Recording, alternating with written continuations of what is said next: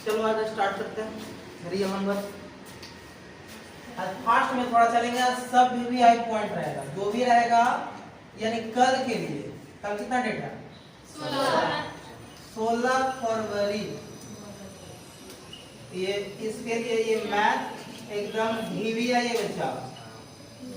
Objective total इसी से आएगा, ऑब्जेक्टिव सारा इसी से आएगा। अब कैसे जरा चैप्टर वाइज जो भी 15 चैप्टर है आप लोग को 1 से लेकर 15 तक सारा का थ्योरी एक तरह से रिवाइज कराया जाएगा इसमें, है ना।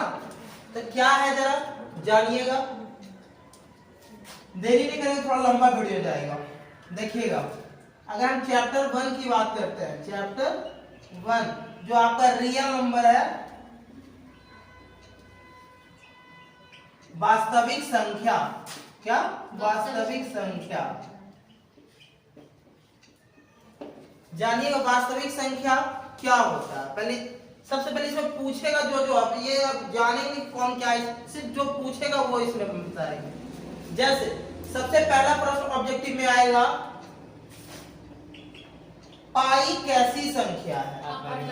बोला नहीं। पाई अपरिमेय संख्या है, अपरिमेय संख्या है। सबसे पहला प्रश्न आपसे ये पूछ सकता है, या आपको इसमें पूछेगा एक परिमेय दे दे, एक अपरिमेय दे दे, इसका दोनों का योगफल, अंतर, गुणनफल और भागफल विभाजित किया है। जैसे एक ये प्रश्न देगा 2 + √2 या 2 - √2 या 2√2 या 1/√3। ये चारों जो आप नंबर देख रहे हो ये सब है क्या? अपरिमेय संख्या, अपरिमेय संख्या। अब ये एक याद रखिए, जरूरी नहीं कि नंबर हूबहू यही रहे, लेकिन एक याद रखिएगा, एक परिमेय और एक अपरिमेय। परिमेय और अपरिमेय का जब जोड़ करे, घटाव करे, गुना करे या फिर भाग दे, चारों कंडीशन में क्या आएगा? और ये फिक्स है, आप लोग को मिलेगा एकदम, प्रश्न फिक्स है। और ये दूसरा पॉइंट इसमें हुआ। तीसरा पॉइंट इसमें आएगा और क्या सर? शांत अशांत। एक नंबर एकदम फिक्स है, शांत और अशांत। शांत के लिए कुछ कंडीशन है और अशांत के लिए कुछ कंडीशन है। जरा जानिएगा शांत के लिए क्या है।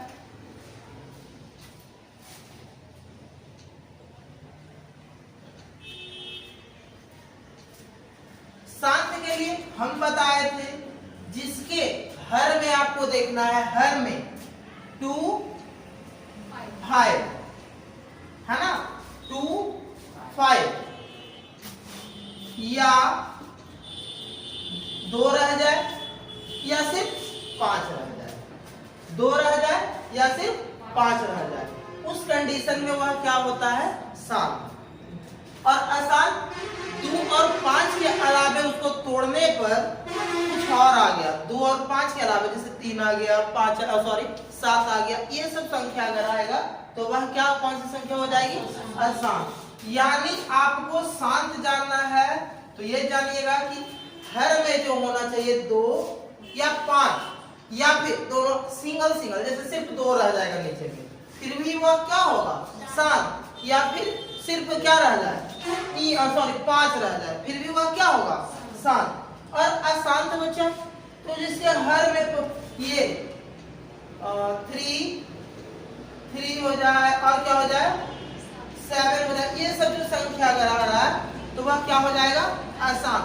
बच्चा गलती कभी कभी क्या करता है, जो बताते हैं कि अगर आपको कोई संख्या दे दिया, जैसे 7/343, 1 मिनट थोड़ा सा 49/3, एक मिनट हम दे सकते हैं 3/42। बोलो बच्चा।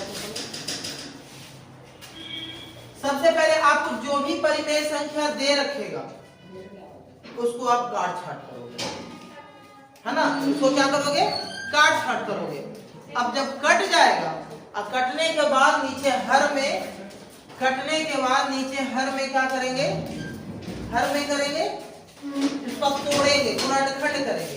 अगर गुणनखंड करने के बाद आपको कोई 2 आ रहा है, 5 आ रहा है, तब हम कहा देंगे वह संख्या क्या है, शांत है। आपको शांत अशांत का एक प्रश्न ऑब्जेक्टिव में फिक्स है ना, जिसको टर्मिनेटिंग और नॉन टर्मिनेटिंग बोला जाता है। क्लियर है। अब एक कंडीशन और इसमें क्या है, सबसे यूक्लिड विभाजन प्रमेय का या एल्गोरिथम बोल सकते हैं। यूक्लिड विभाजन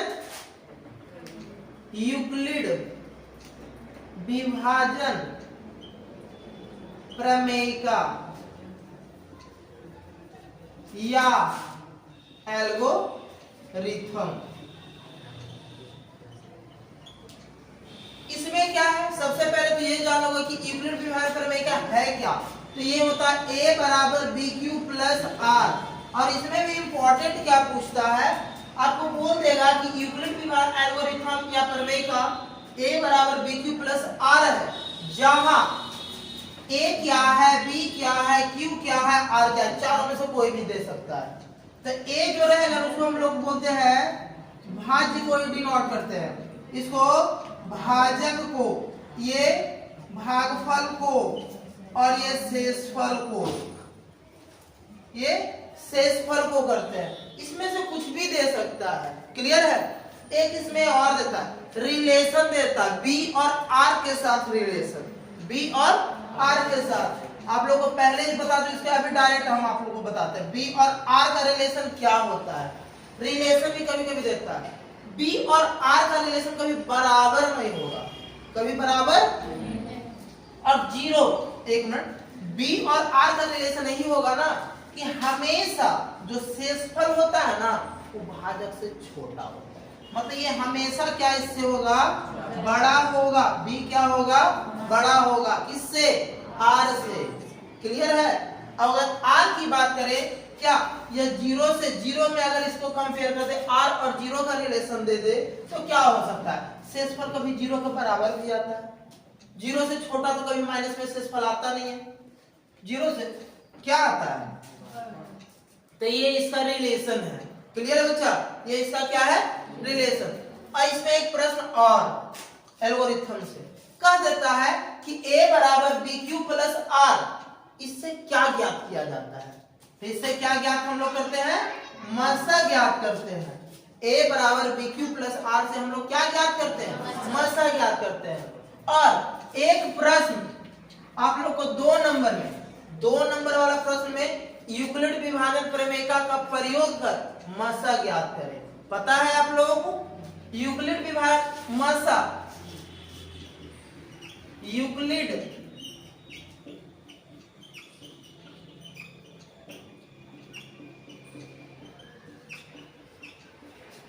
इससे आपको क्या निकालने के लिए बोलेगा, मसा निकालने के लिए बोलेगा। सबको पता है कंडीशन, जो चरण 1, चरण 2, चरण 3 करके, और जब तक जीरो पूरा पूरा कट नहीं जाता जब तक हम लोग उसको छोड़ते नहीं है। क्लियर है बच्चा। एक प्रश्न 2 नंबर वाले में मसा निकालने के लिए मिलेगा, या फिर लसा भी दे सकता है, लेकिन ज्यादा चांस क्या है, मसा देने का। क्लियर है बच्चा। रियल नंबर से इतना से ज्यादा प्रश्न नहीं पूछता है। अब इसमें प्रश्न और क्या रहेगा इंपॉर्टेंट, जो जैसे 2 नंबर वाला में सिद्ध कीजिए कि √2 एक अपरिमेय संख्या है। सिद्ध कीजिए कि 1/√5 एक अपरिमेय संख्या। ये जो आप लोग देख रहे हो ना बच्चा, ये सब क्या है, अपरिमेय संख्या है ना। तो इसी को प्रूव करने के लिए बताए थे आप लोगों को, क्या कंडीशन था। सिर्फ थ्योरी चलेंगे, बताएंगे कुछ नहीं, सिर्फ थ्योरी। क्लियर है। तो ये भी आप लोग, ये प्रश्न को आप लोग देख लोगे। क्लियर है। अब आते हैं हम लोग इसमें, तो इससे ज्यादा नहीं पूछेगा, इसमें इससे ज्यादा रियल नंबर से नहीं पूछेगा, पूछेगा तो इतना ही पूछेगा। सबसे पहला पाई कैसी संख्या, अपरिमेय संख्या। क्लियर है। शांत अशांत का एक प्रश्न मिलेगा, जो आप लोग को पता है, शांत अशांत। क्लियर है। अब आते हैं हम लोग बहुपद पे, बहुपद पे।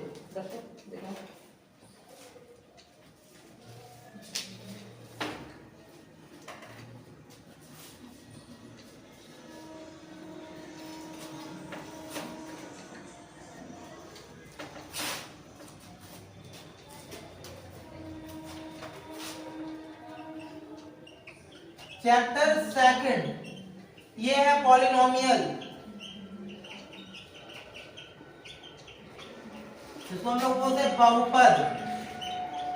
बहुपद में क्या क्या प्रश्न आएगा सारा कुछ आपको बताते हैं। सबसे पहला आएगा बहुपद, आप लोग पढ़े हैं 3 टाइप के घात के आधार पे। एक रैखिक बहुपद, थोड़ा जानिएगा, रैखिक बहुपद, द्विघात बहुपद, त्रिघात बहुपद। ये तीनों का आपको इंपॉर्टेंट है व्यापक रूप। क्या उनका रूप? व्यापक रूप। तो यह सबसे पहले इसका व्यापक रूप होता है ax प्लस b, इसका होता है ax square plus bx plus c, इसका होता है ax cube plus bx square plus cx plus d।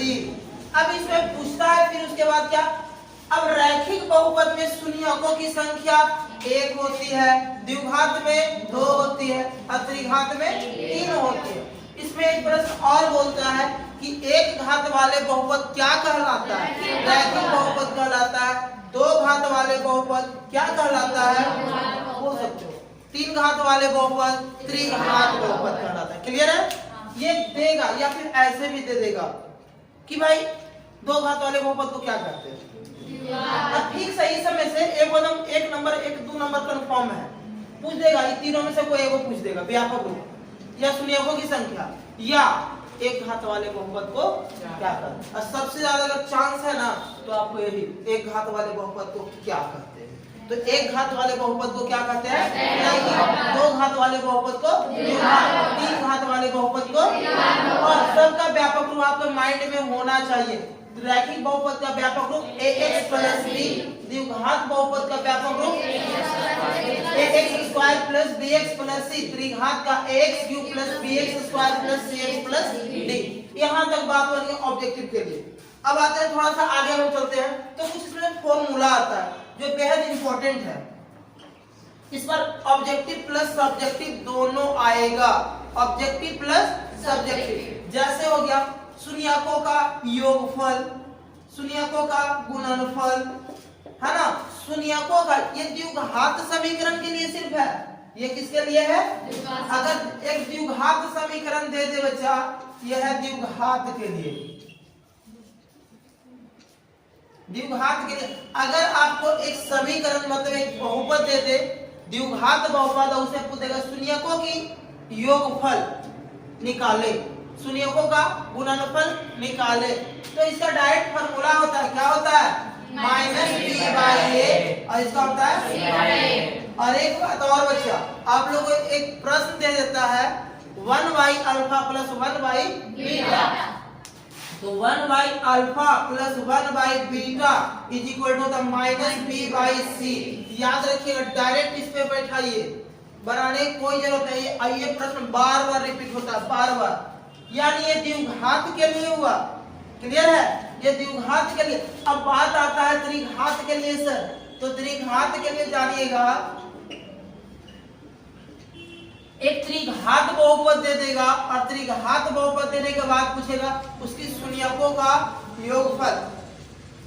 हालांकि आप लोग को त्रिघात नहीं के बराबर चांस आपका है, तो द्विघात का ही प्रश्न मिलेगा, त्रिघात नहीं मिलेगा। लेकिन अगर दे दे तो जान लीजिएगा कि अगर इसका भी क्या होता है, माइनस बी बाई ए। अगर पूछ दे alpha into beta plus beta into gamma plus gamma into alpha, इसका होता है सी बटा ए, और एक होता है alpha into beta into gamma minus D by A, minus D by A. याद रखिएगा ये सारा फॉर्मूला, हालांकि इसका चांस बहुत कम है, चांस इसका एकदम इससे आएगा प्रश्न कंफर्म।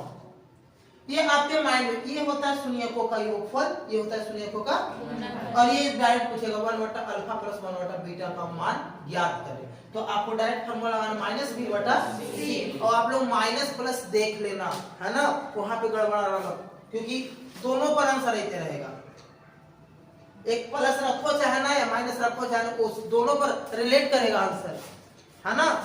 तो आपको लगेगा कि हम तो सही बनाए ना, लेकिन आपको यहाँ पे देखना है प्लस माइनस देख के ही चल रहा है, क्लियर है।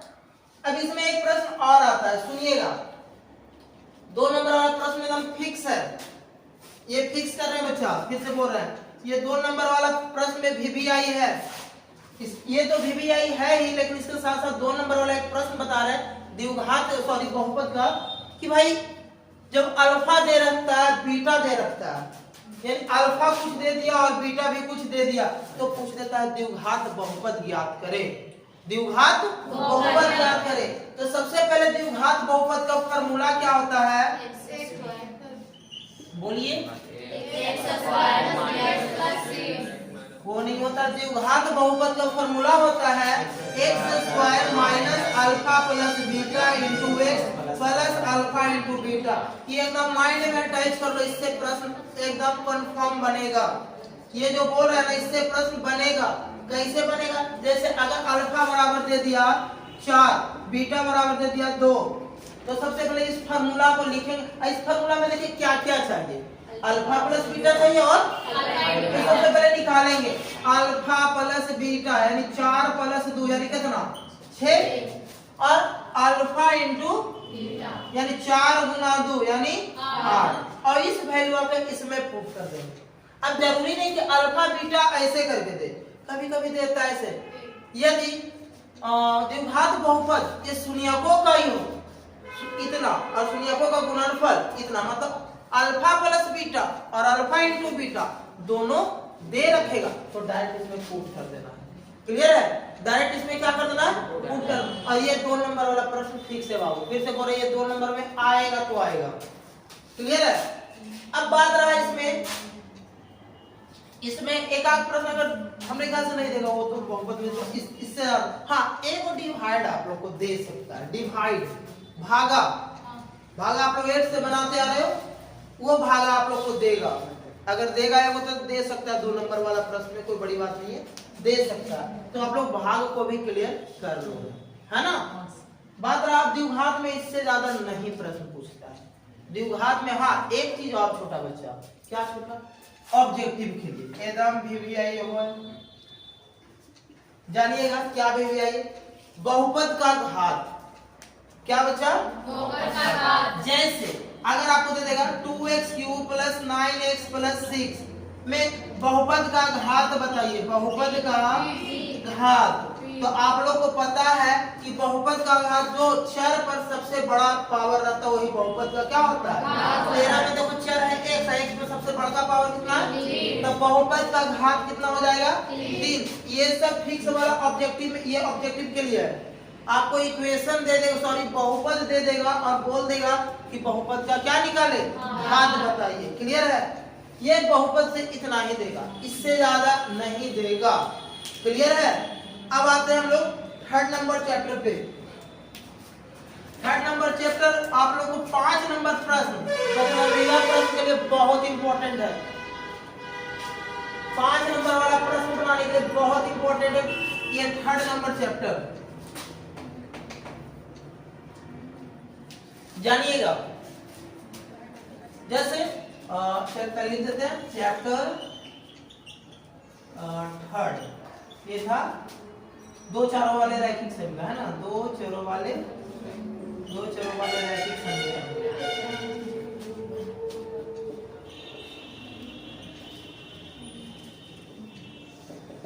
दो चरों वाले रैखिक संख्या, इसमें इंपॉर्टेंट पहले ऑब्जेक्टिव के पॉइंट ऑफ व्यू से चलते हैं, फिर सब्जेक्टिव आप लोगों को बता देंगे क्या देगा। जो ऑब्जेक्टिव में क्या आएगा, सबसे बड़ा कंडीशन, पहला कंडीशन ये आएगा। देखिए ऑब्जेक्टिव के लिए हमें चाहिए,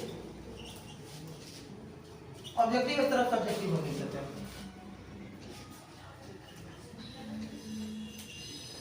ऑब्जेक्टिव के लिए क्या इंपॉर्टेंट है, पहला इंपॉर्टेंट पॉइंट जानिएगा क्या है। सबसे पहले इंपॉर्टेंट जो आप लोग याद किए होंगे, समांतर होने का शर्त, है ना।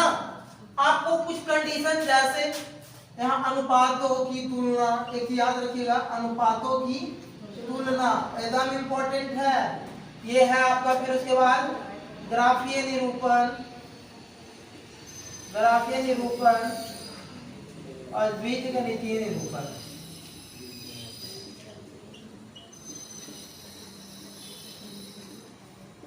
बीजगणितीय निरूपण जानिएगा, अगर A1 by A2 does not equal to B1 by B2 अगर कह दे तो आपका जो इसका ग्राफीय निरूपण आपका प्रतिच्छेदी होगा। क्या होगा?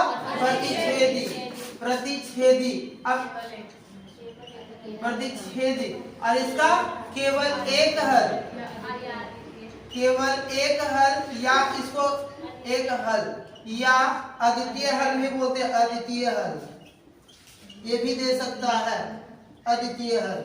और दूसरा कंडीशन जो है A1 by A2 equal to B1 by B2 is equal to C1 by C2।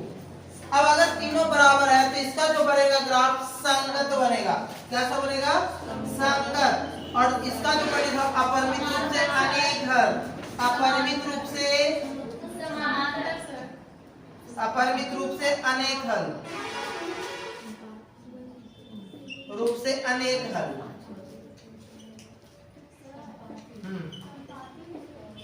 तो संपाती, सॉरी ये संपाती होगा,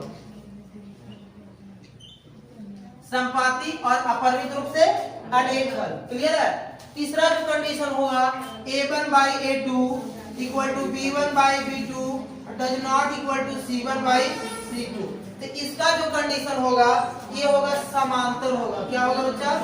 समांतर होगा और इसका कोई हल नहीं होगा, इसका कोई हल। अब ये पूछेगा कैसे? जो जानिएगा कोई हल नहीं। अब ये पूछेगा कैसे? आपको कंडीशन दो समीकरण दे देगा, दो समीकरण दे देगा। क्लियर है?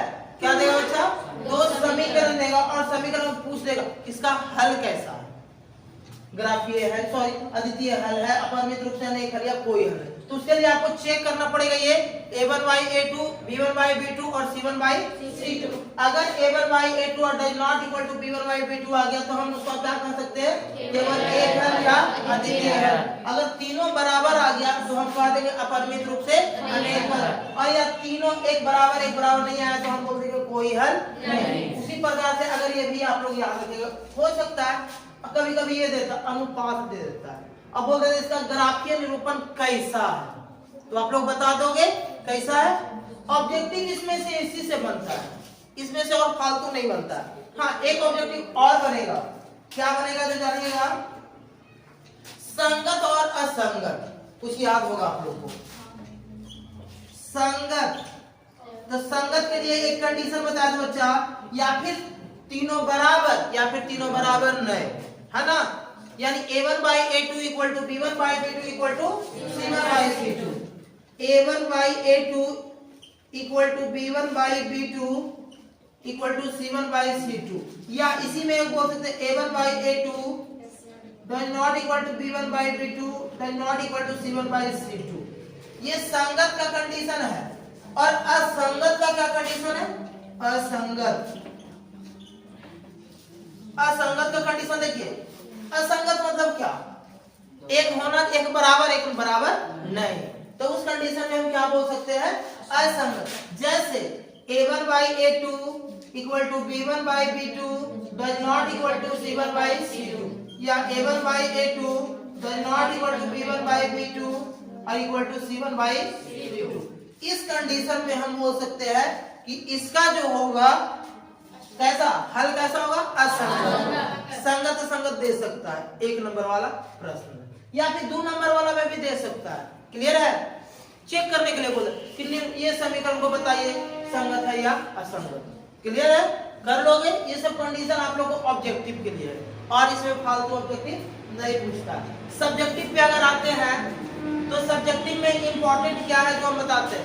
प्रतिस्थापन विधि, विलोपन विधि और वज्र गुणन विधि। फिर से पहला कंडीशन प्रतिस्थापन विधि, दूसरा कंडीशन विलोपन विधि, विलोपन विधि, तीसरा नंबर वज्र गुणन विधि, वज्र गुणन विधि। ये 3 विधि जो है बच्चा, ये तीनों विधि में से कोई भी विधि दे सकता है। डायरेक्ट क्या देगा ना? दो समीकरण दे देगा, अब बोल देगा इस समीकरण को प्रतिस्थापन विधि से हल करें, या इस समीकरण को विलोपन विधि से हल करें, या इस समीकरण को बीजगुणन विधि। ज्यादा चांस किसका है? तो प्रतिस्थापन का चांस है और बीजगुणन का चांस है आने का। डायरेक्ट अगर देता है तो इक्वेशन निकाल कर, क्लियर है। और इसमें प्रश्न कौन कौन पूछेगा वो भी जान लीजिए।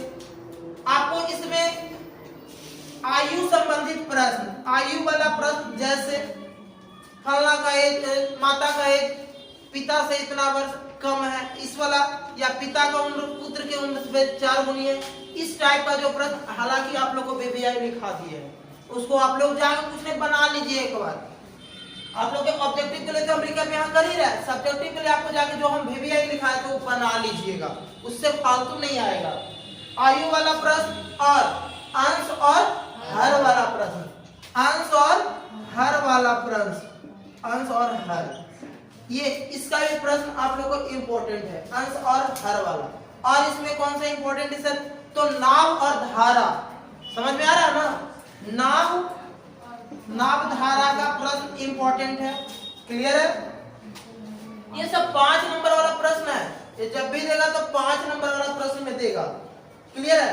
एक चीज और जो सबसे इंपॉर्टेंट, ग्राफ, एक 5 नंबर का तो फिक्स है बाबू, ग्राफ 5 नंबर का फिक्स है।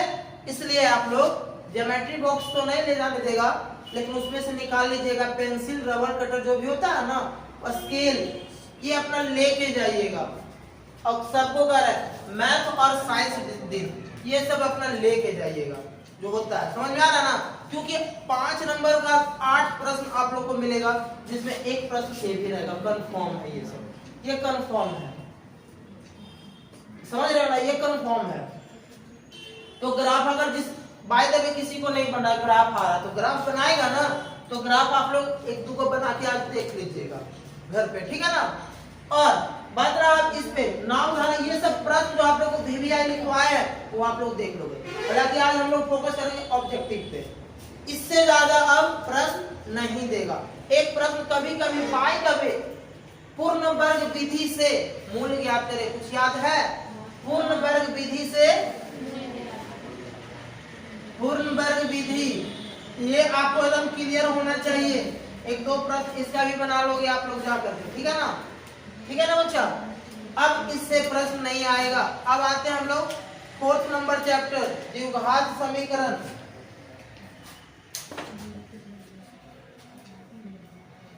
चौथा नंबर चैप्टर इंपॉर्टेंट है क्योंकि इससे बनेगा भी और इजी भी है, ज्यादा ये नहीं, ये लेंदी नहीं जाएगा।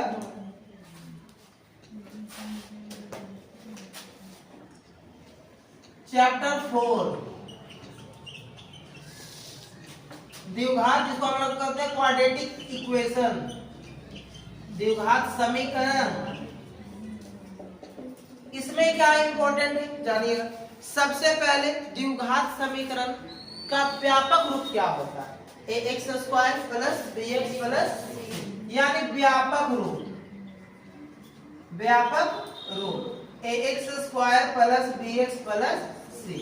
दूसरा, अगर द्विघात समीकरण, हम लोग तो द्विघात है, इसका विवेचक, विवेचक या विविक्तर भी मिलता है बच्चा, ये विविक्तर। तो ये कहने का मतलब क्या? d, तो इसका फॉर्मूला होता है b² माइनस 4ac। समझ में आ रहा है बच्चा? b² minus 4ac। प्रश्न कभी कभी देता है 2 नंबर वाला में कि द्विघाती सूत्र का प्रयोग कर मूल ज्ञात करें, द्विघाती सूत्र का प्रयोग कर मूल ज्ञात करें। यानी एक प्रश्न बनता है द्विघाती सूत्र, तो द्विघाती सूत्र क्या होता है बच्चा? Minus B plus minus under root D, D के जगह में b² माइनस 4ac भी हो सकता है, बटा में 2a। अब सुनिएगा, एक प्रश्न क्या बनता है ना कि द्विघाती सूत्र का प्रयोग कर मूल ज्ञात करें। क्या ज्ञात करें? तो द्विघाती सूत्र का प्रयोग कर मूल कैसे क्या था? पहले सबसे पहले क्या निकालेंगे? डी, और उसके बाद डी इसमें यूज करेंगे, दो का मूल निकलेगा, एक बार प्लस के लिए एक बार माइनस के लिए, तब ये आपका आंसर आ जाएगा। और ये देता है, और ये देता है। और एक चीज और क्या देता है? तो ये देता है निम्न में कौन द्विघात समीकरण है। चेक करने के लिए अगर कोई भी प्रश्न में आपको बटा में x दिख जाए, जैसे 2 बटा x, वो कभी होगा ही नहीं। समझ में आ रहा ना? वो कभी होगा ही नहीं। या x पर पावर माइनस दिख रहा है, वो होगा ही नहीं, क्योंकि बहुपद का क्या है, सॉरी या समीकरण क्या रूप है? ये असेंडिंग या डिसेंडिंग ऑर्डर में हो, यही ना? एक अब इसमें और क्या कंडीशन है जो जानिएगा, एकदम माइंड में रिकैप करिएगा। एक बताया था d is equal to 0, d बड़ा है 0 से, d छोटा है 0 से, ठीक है ना? जब अगर हम विवेचक बोल देगा कि ये प्रकृति, मूलों की प्रकृति निकालने का चीज है, ये क्या है? मूलों की प्रकृति, तो जानिएगा कि मूलों की प्रकृति होता है क्या।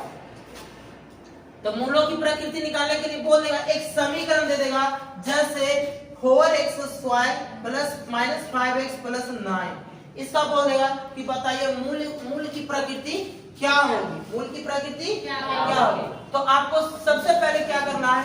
डी निकालना है। क्या निकालना है? डी निकालने के बाद अब जैसा कंडीशन, अगर डी 0 के बराबर आ गया, डी निकाले क्या आ जाए?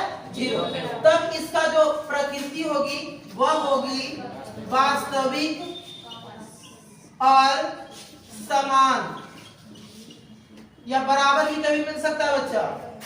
और जब d का मान 0 से बड़ा, 0 से बड़ा कौन होता है? तो 0 से बड़ा वही होता है जो प्लस में आता है, जैसे 1 2 3 4 5, ये सब 0 से बड़ा ही है ना, तो ये क्या चीज में आएगा? 0 से बड़ा। तो 0 से बड़ा है तो इसका क्या हो जाएगा? वास्तविक और असमान। और अगर d माइनस में कभी आ जाए, तो माइनस का नहीं मतलब 0 से छोटा, तो इसका काल्पनिक बोल सकते हैं, काल्पनिक और इसका कोई अस्तित्व नहीं है, कोई अस्तित्व नहीं है, कोई अस्तित्व नहीं है। अब जानोगे, थोड़ा सा काल्पनिक ना लिख करके कभी कभी लिख देता वास्तविक नहीं है, तो वास्तविक नहीं है मतलब कौन सी है? तो इस तरह से भी आपको प्रश्न दे देता है। कभी कभी प्रश्न क्या देगा? ऐसे दे देगा 2x² माइनस kx प्लस 9, एक द्विघात समीकरण 2x² माइनस kx प्लस 9 का मूल समान है, तो k का मान ज्ञात है। मूल समान है, डायरेक्ट लगाएंगे क्या? और वहां से k का मान निकालेंगे, क्योंकि a b c मालूम है। तो द्विघात में इससे ज्यादा नहीं प्रश्न पूछता है, द्विघात में इससे ज्यादा प्रश्न नहीं पूछता है। क्लियर है? अब आते हैं बहुत इंपॉर्टेंट चैप्टर एपी। एपी जो आपको नंबर देगा, और इसमें कुछ ज्यादा नहीं है, इसमें थोड़ा सा फॉर्मूला है जो हम लोग रिवाइज करेंगे। चलिए देखिएगा चैप्टर 5, इसको हम लोग कहते हैं एपी या समांतर श्रेणी। एपी में सबसे पहला क्या आएगा? एपी चुनने के लिए कि निम्न में कौन एपी में है, तो एपी चुनना सबसे पहला कंडीशन, एपी चुनना। कैसे चुनेंगे? तो हम आपको बताए थे कि हर एक जगह डी क्या होना चाहिए? इक्वल होना चाहिए, चाहे पांचवा पद में चौथा पद घटा ले या फिर दूसरा पद में पहला पद को घटा ले। हर एक जगह अगर डी समान है तो आपको एपी है, अगर डी समान नहीं है तो एपी नहीं। तो याद रखिएगा कि सबसे पहले पर एपी चुनने के लिए आएगा 1 से 2 ऑब्जेक्टिव, 1 से 2 ऑब्जेक्टिव। दूसरा बात क्या है? तो सबसे पहले इसमें फॉर्मूला पे आते हैं, तो फॉर्मूला an या tn भी बोलते हैं। इसका क्या फॉर्मूला होता है? a plus n minus 1 into D.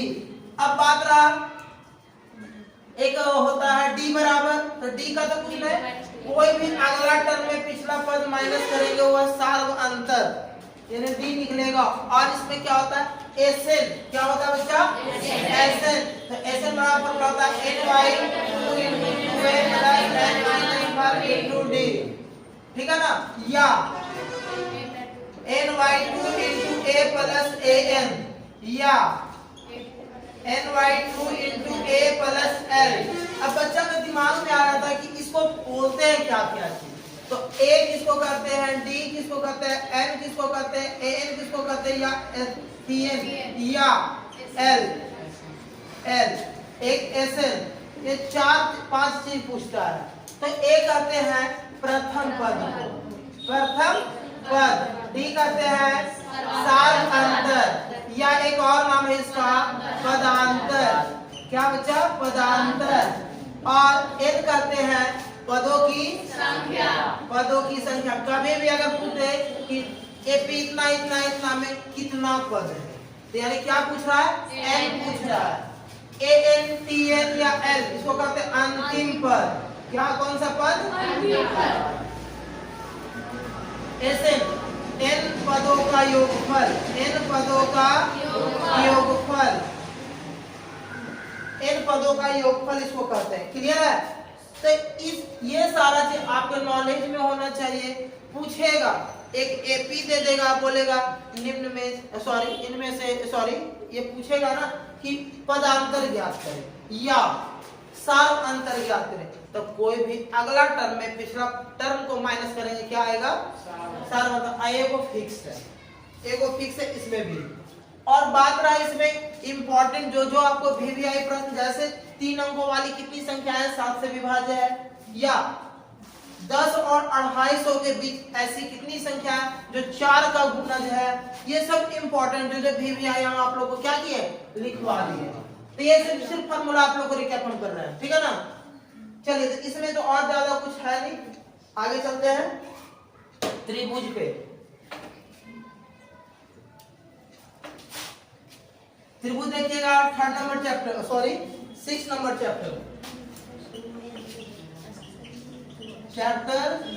6 यह त्रिभुज। त्रिभुज देखो, त्रिभुज में सबसे पहले ऑब्जेक्टिव आएगा क्या, सभी समबाहु त्रिभुज क्या होते हैं समरूप, सभी वृत्त क्या होते हैं समरूप। ये सब एक प्रश्न बनेगा ऑब्जेक्टिव के लिए भी। और इसमें इंपॉर्टेंट क्या है थेल्स प्रमेय, पाइथागोरस प्रमेय, है ना। तो थोड़ा सा अगर हम रिवाइज करते हैं थेल्स प्रमेय, तो थेल्स प्रमेय पे प्रश्न आएगा ऑब्जेक्टिव और एक सब्जेक्टिव भी। देखो कैसे आएगा। एक त्रिभुज दे देगा, यहाँ बोल देगा A, यहाँ से बोल B, C और D और E। और ये बाद में कुछ दे रहेगा, जैसे x दे दिया x-2, ये 3, ये x-4 ये दे देगा। अब बोलेगा कि ये DE समानांतर क्या है, DE समानांतर BC है, तो x का मान ज्ञात करें। तो हम क्या सा प्रमेय लगाएंगे थेल्स प्रमेय। इतना बटा इतना बराबर इतना बटा इतना क्रॉस मल्टीप्लाई करके काट छाट करके x का मान निकाल लोगे, ये आएगा। या सुन लो एक कंडीशन और बताते हैं, ऐसे भी दे देगा। देखो A, B, C, D और E ये दे देगा 2, ये दे देगा 4, ये दे देगा 6। तो पूछेगा इसी का मान क्या होगा। तो आपको देख लेना, या ई समानांतर अगर ये है मतलब DE समानांतर BC अगर है तो क्या करें, बनाने की कोई जरूरत नहीं। द्वितीय कितना है 6, तो 4 कितना हो जाएगा 12, यानी आंसर क्या हो जाएगा 12। और इस पर प्रश्न आपको आएगा, इस पर प्रश्न आपको आएगा। थेल्स प्रमेय पर ऑब्जेक्टिव में प्रश्न 1 से 2 मिलेगा, 1 से 2 मिलेगा। और ये 5 नंबर के थेल्स प्रमेय, थेल्स और इसका क्या विलोम, थेल्स या इसका विलोम दोनों इंपॉर्टेंट है। पाइथागोरस या इसका क्या विलोम, ये आपको और एक बताए थे कि दो समरूप त्रिभुजों के क्षेत्रफलों का अनुपात उसकी संगत भुजाओं के वर्गों के अनुपात के बराबर होती है ना, बताए थे ना। तो थोड़ा ये जानिएगा, थोड़ा ये जानिए, ये तो इंपॉर्टेंट है, ये थ्योरम है बच्चा, ये थ्योरम है जिसको हम लोग प्रमेय कहते हैं। थ्योरम है ये इंपॉर्टेंट प्रमेय। आगे अगर कहते हैं जो एक प्रमेय और बताया, दो समरूप त्रिभुजों के क्षेत्रफलों का अनुपात उसकी संगत भुजाओं के वर्गों के अनुपात के बराबर होता है। याद रखिएगा ये पांचों प्रमेय, और जो भी आप लोग को चैप्टर वाइज लिखाए थे उसको एक नजर जाके आप लोग डाल लीजिएगा कॉपी से, ठीक है ना। बात रहा इसमें और क्या आता है सर, ऑब्जेक्टिव में कंफर्म करो कि अगर आपको भुजा का अनुपात दे रखा है जैसे 6:9, तो क्षेत्रफल का अनुपात तो पूछेगा ही पूछेगा। अगर क्षेत्रफल दे दे तो इसका क्या कर देंगे, स्क्वायर। क्या कर देंगे बच्चा, यानी 36:81। या अगर क्षेत्रफल का अनुपात दे देगा, भुजा का अनुपात पूछेगा तो इसका वर्गमूल निकाल देंगे, यही ना बताए थे। या भुजा का अनुपात दे दिया, अब परिमाप का अनुपात पूछेगा तो वही रह जाएगा, उसको बनाने की कोई जरूरत नहीं है। सिर्फ चेंज कहाँ होता है तो क्षेत्रफल, उसका क्या कर देते हैं, स्क्वायर कर देते हैं। कोई दिक्कत, कोई दिक्कत? तो यही सब इसमें है और कुछ नहीं है फालतू। आगे आते हैं अगला चैप्टर, अगला चैप्टर निर्देशांक ज्यामिति।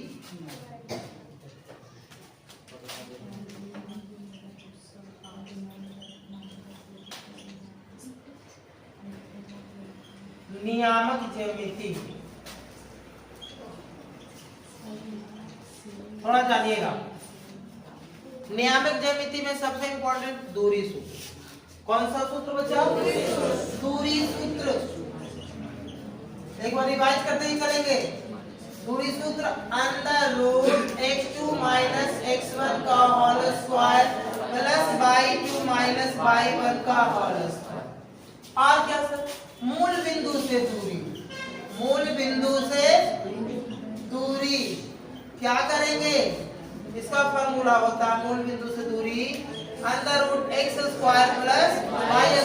इसके लिए ऐसे दे देगा, बोल देगा 4, ऐसे देगा 3, 4, बिंदु 3, 4 को मूल बिंदु से दूरी ज्ञात करें तो कुछ नहीं, फॉर्मूला का √(x² + एक से हो गया बाई, ये हो जाएगा 3 का स्क्वायर प्लस 4 का स्क्वायर कर लोगे, ये मूल बिंदु से दूरी हुआ। और इसमें क्या आता है तो मध्य बिंदु पूछता है सर। क्या पूछता है, मध्य बिंदु। प्रश्न तो इससे भी बनेगा, क्या होता है x1 + x2/2 y1 + y2/2। और क्या पूछता है, विभाजन सूत्र। कौन सा सूत्र, इससे प्रश्न सब्जेक्टिव में 2 नंबर वाला प्रश्न में आएगा विभाजन सूत्र। फिर से सुनो, विभाजन सूत्र अंतर विभाजन दे देगा या फिर ज्यादा चांस है अंतर विभाजन का। विभाजन सूत्र पहला कंडीशन अंतर विभाजन। अंतर विभाजन का फॉर्मूला होता है m1(x2 + m2(x1) y में m1 + m2, ठीक है ना। यहाँ पे m1 और m2 अनुपात है, क्या बच्चा, m1 m2 अनुपात है। x1 y1 x2 y2 एक नियामक है, बिंदु का नियामक है, क्लियर है। अब आते हैं दूसरा, अगर बाह्य विभाजन, बाह्य विभाजन, बाह्य विभाजन में कुछ नहीं करोगे तो चलो इसको बाई वाला छोड़ दिया, चलो बाई वाला लिख लो। m1/2 + m2/1 बाई में m1 + m2, क्लियर है। और बाह्य विभाजन में क्या होता है, प्लस की जगह पे क्या हो जाता है, माइनस हो जाता है। यानी m1/2 - m2/1 बटा में m1 - m2, सॉरी x2 कर दे, यहाँ पे x2 होगा, x2 और x1, और m1/2 - m2/1 बाई में m1 - m2, ये होता है बाह्य विभाजन के लिए, क्लियर है बच्चा। और जो सबसे ज्यादा बार आया कि मूल बिंदु का नियामक क्या होगा, तो मूल बिंदु का नियामक आप लोग माइंड में रख लो कि देगा तो देगा कंफर्म। मूल बिंदु का नियामक कभी पीछा छोड़ने वाला ही नहीं है कि मूल बिंदु का नियामक क्या होता है, 0 0। अब बात रहा इसमें केंद्रक। केंद्रक का एक प्रश्न मिलेगा आप लोग को एग्जाम में, केंद्रक का एक प्रश्न मिलेगा। केंद्रक बराबर फॉर्मूला होता है x1 plus x2 plus x3 बटा 3, y1 plus y2 plus y3 बटा 3, है ना? बोल दो जाके। चलो जानोगे केंद्रक का तो ये हो गया। इसी में त्रिभुज का क्षेत्रफल भी पूछता है। त्रिभुज का क्षेत्रफल, एक प्रश्न एकदम माइंड में अटैच कर लो कि त्रिभुज के क्षेत्रफल से एक प्रश्न मिलेगा 2 नंबर वाला। 30 प्रश्न पूछता है 2 नंबर वाला, तो कहां से पूछेगा? यही सब में पूछेगा। एगो क्षेत्रफल से एकदम पक्का रहेगा प्रश्न। अगर क्षेत्रफल से नहीं रहा तो संरेखी वाला दे देगा। क्या वाला दे देगा? तो त्रिभुज का क्षेत्रफल 1y2 into x1 into y2 minus y3 plus x2 into y3 minus y1 plus x3 into y1 minus y2। ये होता है बच्चा। एक कंडीशन हुआ कि जब बिंदु 3 बिंदु दे रखा, बोल देगा यह संरेखी है। तो संरेखी रहता है बिंदु अगर क्या हो? संरेखी हो। बिंदु संरेखी हो तो त्रिभुज का क्षेत्रफल बराबर क्या कर लोगे? 0। और एक प्रश्न मिल सकता है इससे दे दे या क्षेत्रफल निकालने के लिए, या फिर अगर क्षेत्रफल निकालने के लिए नहीं देगा तो बोल देगा बिंदु इतना इतना संरेखी है तो के का मान क्या है। इस दोनों प्रश्न में से एक फिक्स है, और जो फिक्स बोल रहे हैं जाके आप लोग गौर करिएगा थोड़ा इस पर, ठीक है ना? थके उके तो है, हमको पता है, सबको फेस से दिख रहा है, आधा तो नींद आ रहा है ना? चलो कोई नहीं, जाके अरे 7 दिन के बाद फिर रिलैक्स है, फिर कुछ बोले वाला रहेगा। पढ़ो आराम से सो, है ना? खाओ और फिर सो जाओ, फिर खाओ फिर सो जाओ। चलो लेकिन आज जान लेते हैं, यही है जो वो कहावत है। क्या कहावत है? यही रात लंबी नहीं, यही रात अंतिम, यही रात भारी। हाँ, यही रात अंतिम, यही रात भारी। जितना जो पढ़े, 1 साल पढ़े ना मैथ, अब इसका ये परिणाम कल दिखेगा। तो यही रात अंतिम है, यही रात भारी। अगर आप लोग नहीं पढ़ोगे तो भारी हो जाएगा रात। जितना हम बोल रहे हैं ना, पक्का इससे लड़ जाएगा, पुलह लड़ेगा। जो हम भी एकदम बोल रहे हैं कि ये आएगा, जो आएगा, है ना? जो अगर हम बोल रहे हैं ना कि ये आएगा, तो उसको थोड़ा सा आप लोग गौर करके जाकर देखिएगा प्रश्न को, है ना? क्योंकि ये आएगा, कंफर्म बोल रहे हैं बच्चा। तो ये त्रिभुज का क्षेत्रफल बराबर क्या कर लेंगे? 0।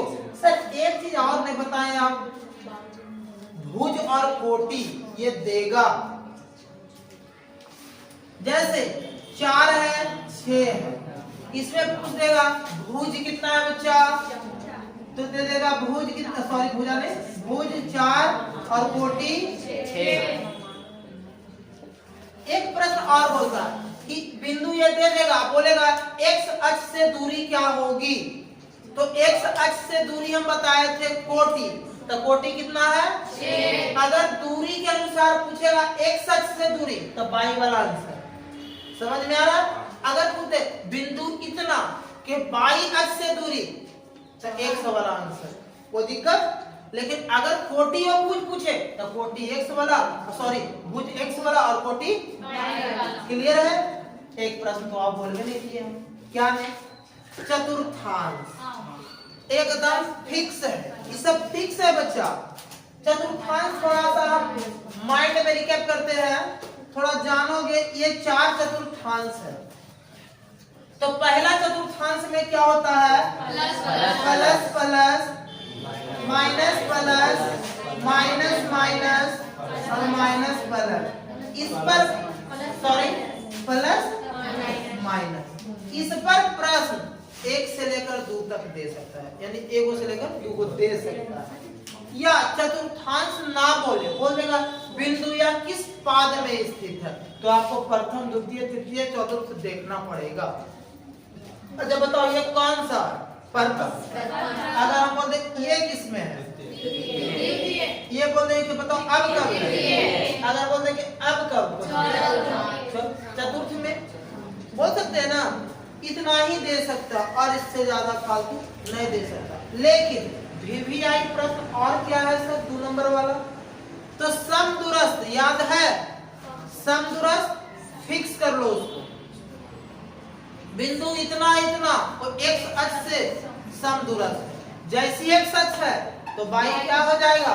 0। एक बिंदु आप लोग ये हम अब बताएंगे अभी नहीं, लेकिन हाँ आप लोग इसको जाके कॉपी को इग्नोर देखना है, बनाना है, रिवाइज करना है। समझ में आ रहा? समदूरस्थ वाला प्रश्न मिलेगा तो मिलेगा, मध्य बिंदु वाला प्रश्न मिलेगा, ऑब्जेक्टिव में फिक्स है, फिक्स है मध्य बिंदु वाला।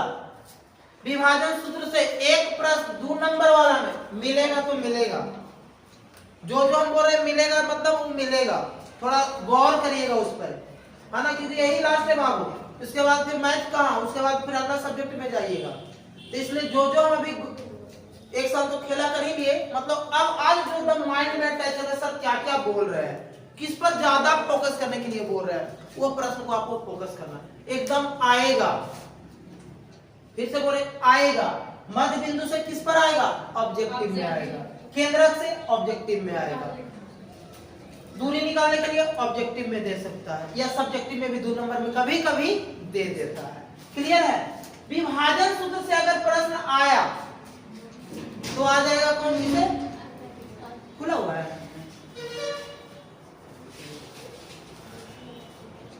अरे बच्चा जाओ, छुट्टी है तो लोग जाओ। हाँ बोलो सर, आज यहाँ सरस्वती पूजा है, आज भैया तो कुछ और जानिएगा क्या इंपॉर्टेंट है, केंद्रक से तो बता ही दे, क्षेत्रफल वाला एक प्रश्न आए, अगर क्षेत्रफल नहीं आया तो सर तो इससे तो पक्का संरेखी पर आ जाएगा। ये दोनों देख लीजिएगा आप लोग, वीवीआई 2 नंबर के लिए, समझ में आ रहा है ना? दोनों पर 2 प्रश्न बना लीजिए ना, क्या दिक्कत है, 2 मिनट में तो बन ही जाएगा। विभाजन सूत्र से आएगा तो 2 नंबर वाला प्रश्न में आएगा, और क्या दे सकता है सर 2 नंबर वाला प्रश्न में? तो एक समदूरस्थ वाला बोले वो दे सकता है। समझ में आ रहा है? आ रहा है ना? तो इतना सारा ये पूछ सकता है, और क्या पूछ सकता है सर इसमें? तो इसमें अब फालतू नहीं पूछेगा, दूरी सूत्र दे सकता है, मे भी 2 नंबर वाला प्रश्न। समझ में आ रहा है? तो इसको गौर करके बनाइएगा, इससे बड़ा इजी है नंबर उठाना, कोई दिक्कत नहीं लगेगा। क्लियर है? अब आते हैं बहुत इंपॉर्टेंट चैप्टर ट्रिगो पे आते हैं, जो सबका थोड़ा फेवरेट भी है फेवरेट है? हाँ आएगा तो बना लोगे ना? बिल्कुल बनना चाहिए। अब आता है चैप्टर नंबर 8,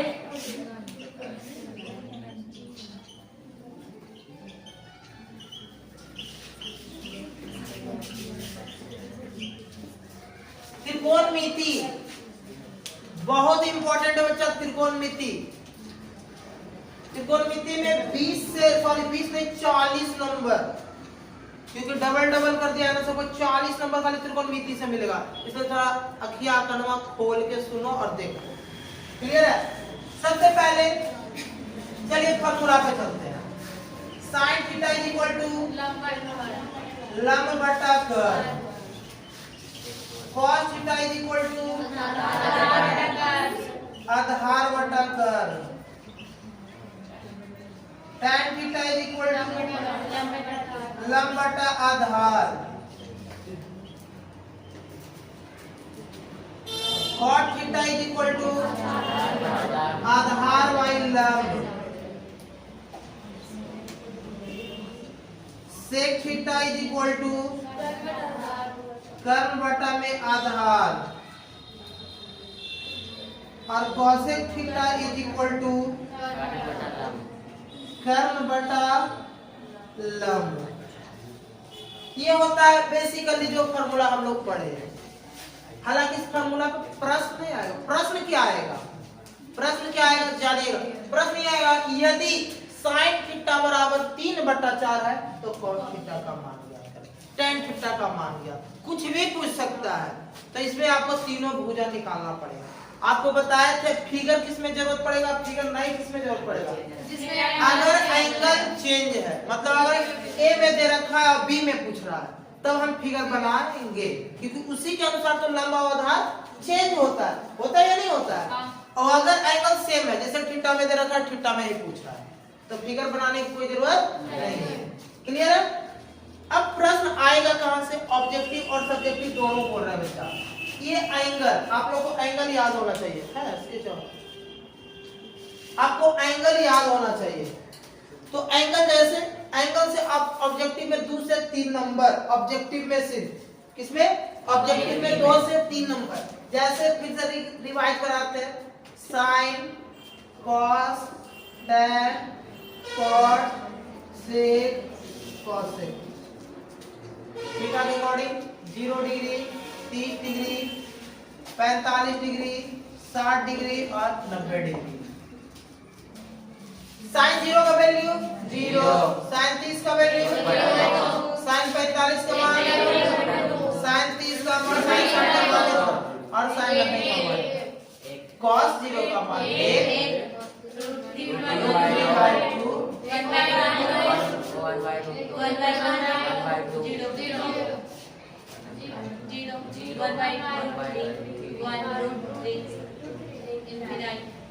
अनडिफाइंड।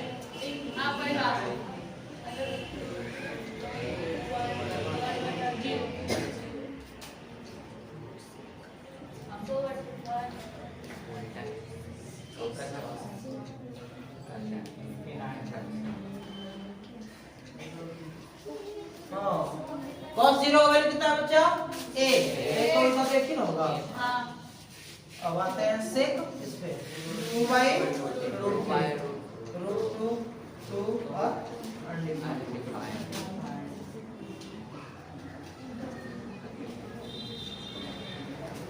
चलिए ये जानिए, इस पर प्रश्न आपको 3 से 4 नंबर रहेगा। फिर से बोल रहा 3 से 4 नंबर सिर्फ इस पर बोल देगा। साइन 45 डिग्री का मान क्या होगा?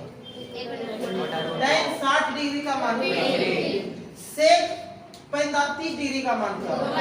तो आपको ये माइंड में होना चाहिए। समझ में आ रहा है ना? ये माइंड में, इससे प्रश्न बनेगा और सब्जेक्टिव में भी बनेगा। सब्जेक्टिव में भी बनेगा, जो आप लोगों को लिखा है 8.2 में, उससे बना लीजिएगा थोड़ा। क्लियर है? इससे डायरेक्ट प्रश्न बनेगा, डायरेक्ट देगा इससे। क्लियर है ना? इसको थोड़ा सा मिटा रहा है। अब आते हैं इसमें और क्या है सर? तो इसमें देखिए क्या हो रहा है।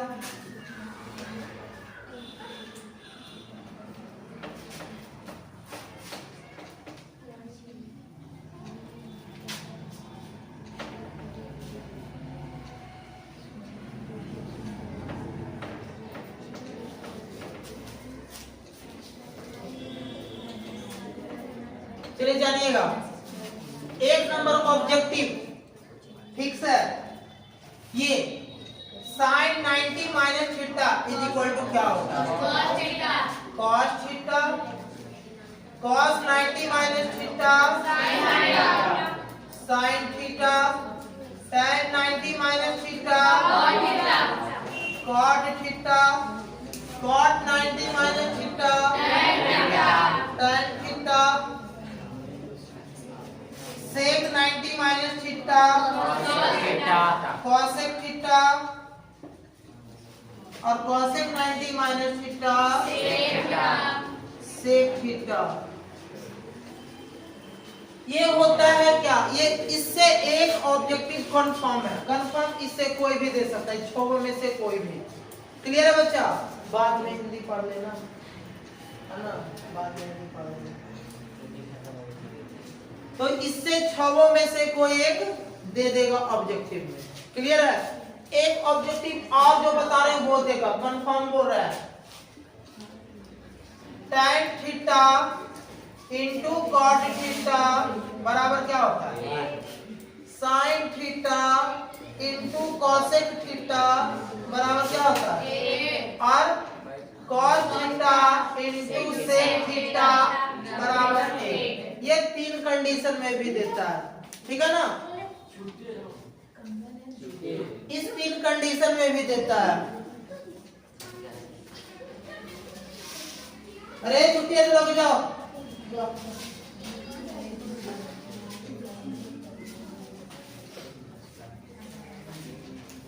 इस 3 में से एक मिल जाएगा आप लोग को।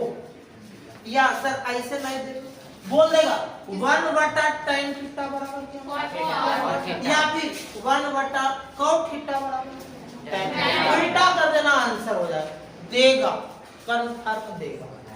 अब जो बोले कन्फर्म देगा मतलब देगा, कल देख लेना एग्जाम में कि सर गलती बोलते हैं कि सही बोलते हैं। और क्या इससे प्रश्न और क्या आएगा तो जानिएगा, sin square theta plus cos square theta is equal to sec square theta minus tan square theta is equal to A, और cosec square theta minus cot square theta is equal to, इसमें से direct तो अगर नहीं देगा लेकिन देगा कैसे जो जानिए, तो आपसे पूछ देगा कि 1 minus cos square theta is equal to क्या होगा, तो जोड़वा याद रखना, खाली जोड़वा याद रखना, फिर से बोल रहे हैं, और याद दे देगा 1 minus sin square theta is equal to cos square theta, हो सकता है ना, या सबसे ज्यादा कर देता है तो इससे सेक प्लस देता है कि 1 प्लस tan स्क्वायर थीटा बराबर क्या होता है sec स्क्वायर थीटा, ये सबसे ज्यादा बात है, ये सबसे ज्यादा बात, या पूछ लेगा sec स्क्वायर थीटा माइनस 1 बराबर क्या होगा tan स्क्वायर थीटा, क्या होगा बच्चा tan स्क्वायर थीटा। अब खाली आप लोग जोड़ा भी याद रखो ना कि sec के साथ tan आया है, अब जैसे पूछा कि sec स्क्वायर थीटा माइनस 1, अरे sec के साथ tan स्क्वायर थीटा, अगर इस पर रूट चढ़ा देते हैं स्क्वायर का खाली हटा दो, है ना, यहाँ 1 plus cot square theta is equal to क्या होगा cosec स्क्वायर थीटा, या cosec स्क्वायर थीटा माइनस 1 बराबर क्या होगा cot स्क्वायर थीटा। ये इसमें से एक से दो को ऑब्जेक्टिव में कंफर्म है, एक से लेकर एक दो प्रश्न इससे आएगा ऑब्जेक्टिव में, फिक्स है। जो जो हम बोल रहे हैं वो आप लोग थोड़ा सा गौर कर लीजिएगा, आएगा प्रश्न। अब आते हैं ऑब्जेक्टिव तो हो गया सर, सब्जेक्टिव में क्या आएगा, सब्जेक्टिव में क्या आएगा, तो सब्जेक्टिव में जानिए जो हम बता रहे हैं। सबसे पहला प्रश्न तो हम कंफर्म है, यदि दे देगा यदि sin theta is equal to 4/5 तो tan थीटा का मान ज्ञात है, बन जाएगा। एक और 2 नंबर वाला तो फिक्स है, फिक्स मतलब कोई हटाने वाला नहीं है, ये गारंटी के साथ हम बोले ये देगा। अब जरूरी नहीं कि यही वाला प्रश्न वहां दे दे, हो सीधा साइन ना दे करके tan थीटा दे देगा, अब खुद देगा cot थीटा का मान या sec थीटा का मान या कुछ भी, समझ में आ रहा है ना, ये दे सकता। और क्या देगा, एक प्रश्न आपको देगा जो आप लोग VBI भी लिखाए थे, tan A बराबर cot B, तो A प्लस B बराबर सिद्ध करें A प्लस B बराबर 90 डिग्री, कुछ याद है, उससे देगा प्रश्न। एक प्रश्न क्या देगा, यदि त्रिभुज ABC के ABC त्रिभुज ABC के अंतःकोण है तो sin B प्लस C बटा 2 बराबर cos A/2, क्लियर है, इसमें से भी प्रश्न बन सकता है। और sin 45 cos 45 इससे भी 2 नंबर का एक प्रश्न या 2 प्रश्न, यानी 2 दूना 4 नंबर आ सकता है, इसलिए आप लोग मान याद रखिएगा, बाकी जोड़ घटाओ, बाकी क्या है जोड़ घटाओ।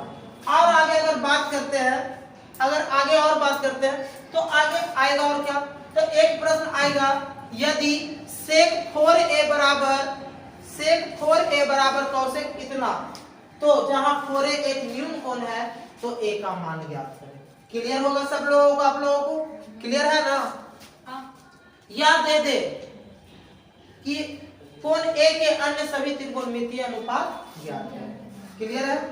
ये सारा प्रश्न जो वो रहेगा दिमाग में रखिएगा। और क्या देगा, तो सबसे ज्यादा जो इम्पोर्टेंट 8.4 आप लोग क्या करोगे बनाओगे। 8.4 जो 10 सिद्ध करने वाला, प्रूफ करने वाला 10 प्लस एग्जाम्पल में 1-2-3 को है उसको भी देख लोगे, ठीक है ना। अब बनाने का तो टाइम नहीं मिलेगा, लेकिन जो लग रहा है कि थोड़ा सा लेंदी टाइप के है आप लोग को तो उसको बना लीजिएगा। बाकी आप लोग कॉपी है, कॉपी से समझ सकते हो। क्लियर है, क्लियर है बच्चा, तो ये इंपॉर्टेंट है इसमें। अब आते हैं हम लोग एक चीज और ये थीटा सॉरी पाई का वैल्यू क्या होता है त्रिकोणमिति में 180 डिग्री।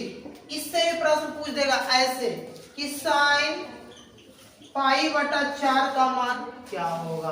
पाई बटा 4 कहने का मतलब साइन 180 बटा 4 यानी 45। साइन 45 के मान क्या होगा? तो साइन 45 का मान 1 बटा रूट 2 होता है। क्लियर है? यहाँ तो कोई दिक्कत? अब आते हैं 9 नंबर चैप्टर पे। 9 नंबर चैप्टर में कुछ है नहीं बच्चा। इसमें एक दो ऑब्जेक्टिव है जो हम बता देते हैं वही बनाएगा। सुन लो चैप्टर 9 बच्चा सुनिएगा सिर्फ, इसमें तो 3 को बस ऑब्जेक्टिव है। ऑब्जेक्टिव के लिए पहला कंडीशन कि उन्नयन कोण अवनमन कोण कहां से बराबर होता है? अंतर एकांतर कोण से उन्नयन कोण और अवनमन कोण आपस में बराबर होता है। दूसरा कंडीशन यानी पहला कंडीशन हो गया उन्नयन कोण बराबर अवनमन कोण। इसका अगर बराबर तो इसका आंसर क्या होगा? अंतर एकांतर कोण से। अंतर एकांतर कोण से होता है बराबर बच्चा। अंतर एकांतर कोण इसका आंसर हो गया कि अगर दोनों कोण बराबर है उन्नयन और अवनमन कोण। आगे जानिएगा क्या दे सकता है और ये फिक्स है कि देगा इन दोनों में से कोई भी। कहेगा एक खंभा की ऊंचाई और छाया की लंबाई का अनुपात 1:√3 है। 1:√3। तो पहले ऐसे आप दिमाग में दौड़ाइएगा। देखिए ये खंभा है बच्चा, ये छाया है। तो पहले देखना, पहले बोला है तो पहले खंभा की अगर लंबाई बोला तो खंभा की लंबाई 1 हो गया और इसका छाया की लंबाई। अगर ऐसा फिगर बने तो आपको बनाने की जरूरत नहीं है। यहाँ माने कि उन्नयन कोण कितना डिग्री का होगा? 30 डिग्री का होगा। कितना डिग्री का? 30 डिग्री। लेकिन अगर यही उलट दे कि अगर खंभा की ऊंचाई और छाया की लंबाई का अनुपात तो √3:1 है, मतलब ये √3 है और ये 1 है, तो इसका जो उन्नयन कोण बनेगा वो 60 डिग्री का। एक प्रश्न और है कि यदि एक खंभा की लंबाई और खंभा की ऊंचाई और छाया की लंबाई आपस में बराबर है। क्या बच्चा? बराबर है, तो इसका उन्नयन कोण क्या होगा? तो डायरेक्ट आप लोग मारिएगा 45। बनाने की कोई जरूरत ही नहीं है, सब में हाथ ही मत आना। बोल देगा अगर खंभा की लंबाई और छाया क्या है? बराबर है, तो आपको बोल देना है क्या? तो वहां पे थीटा जो बनेगा उन्नयन कोण या अवनमन कोण कितना डिग्री? क्योंकि अवनमन पूछे चाहे उन्नयन, दोनों तो आपस में बराबर होते करता है। क्लियर है? इसमें ये 4 क्वेश्चन ऑब्जेक्टिव से फालतू नहीं पूछ सकता। और क्या पूछ सकता है जो जाने। तो 5 नंबर वाला प्रश्न कंफर्म एगो मिलेगा। कंफर्म बोल रहे हैं बच्चा। 16 आप लोग क्लियर कर लेना। इस 16 क्लियर कर लीजिएगा। समझ में आ रहा है ना? 16 जो है ना 9.1 16 उसमें प्रश्न है वो क्लियर करिएगा with example. With example clear है? तो 9 नंबर चैप्टर में इतना ही है। अब आते हैं 10 नंबर चैप्टर पे। 10 नंबर चैप्टर क्या कहता है? तो 10 नंबर चैप्टर है वृत्त। क्या है बच्चा? वृत्त। तो वृत्त में क्या क्या आएगा जो बताते हैं।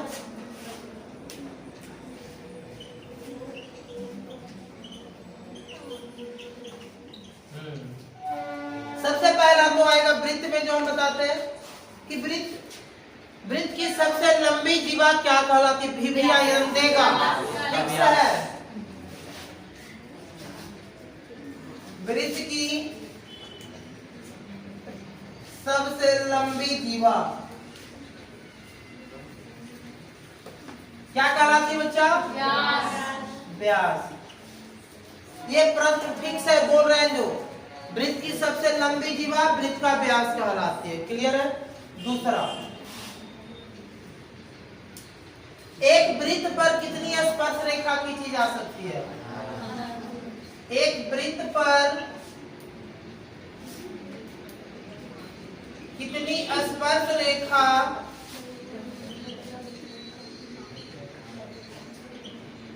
खींची जा सकती है।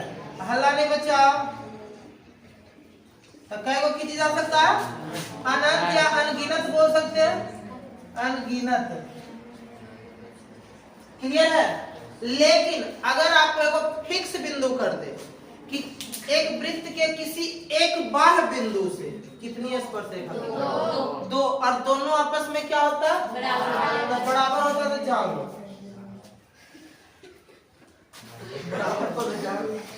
चलो बराबर होता है।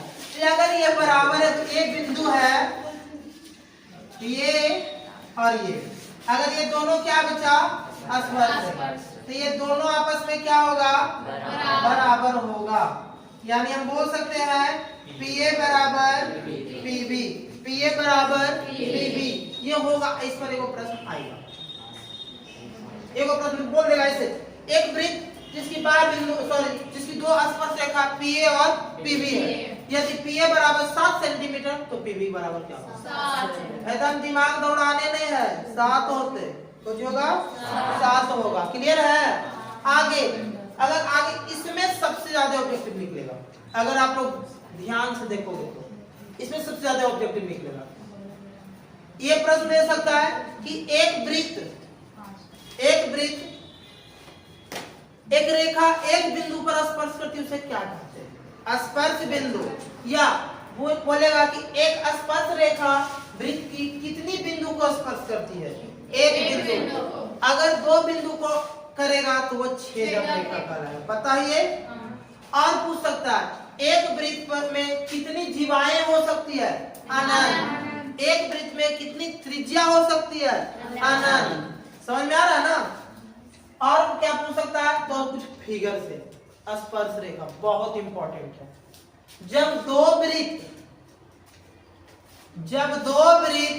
एक दूसरे को अंतः स्पर्श करे, जब दो वृत्त एक दूसरे को अंतः स्पर्श करे तो उसे उभयनिष्ठ स्पर्श रेखा कहेगो? अंतः स्पर्श करेगा एगो, एक उभयनिष्ठ। अगर बाह्य स्पर्श करे तो कितना? 3, एक ऊपर एक नीचे एक बीच में। बताया थे इस पे कई बार स्पर्श रेखा की जा सकता है? उभयनिष्ठ स्पर्श रेखा, कॉमन टेंजेंट है। अगर एक वृत्त एक दूसरे को प्रतिच्छेद करे तो कितनी स्पर्श रेखा? 2। मतलब फिगर समझना, जब दो वृत्त एक दूसरे को ना स्पर्श करे और ना प्रतिच्छेद करे, मतलब दोनों बाहर थोड़ा दूर रहे, ठीक है? ऐसा तब कितनी स्पर्श रेखा? 4। बताए थे आपको कैसे जाएगा? एगो यह जाएगा, एगो यह जाएगा, एगो यह ऐसे करके जाएगा, है ना? इसमें ऐसे जाएगा, इसमें यह सॉरी और एक ऐसे जाएगा, इसमें ऐसे ही जाएगा ना? तो ये 4 कंडीशन में से एगो दे देगा ऑब्जेक्टिव में, फिक्स है। अब आते हैं थोड़ा सा, अगर आप लोग को माइंड में होगा तो देखते हैं। फिगर आपको देगा ऐसे, फिगर ही दे देगा, अब बोलेगा इसका मान निकाल करिए। फिगर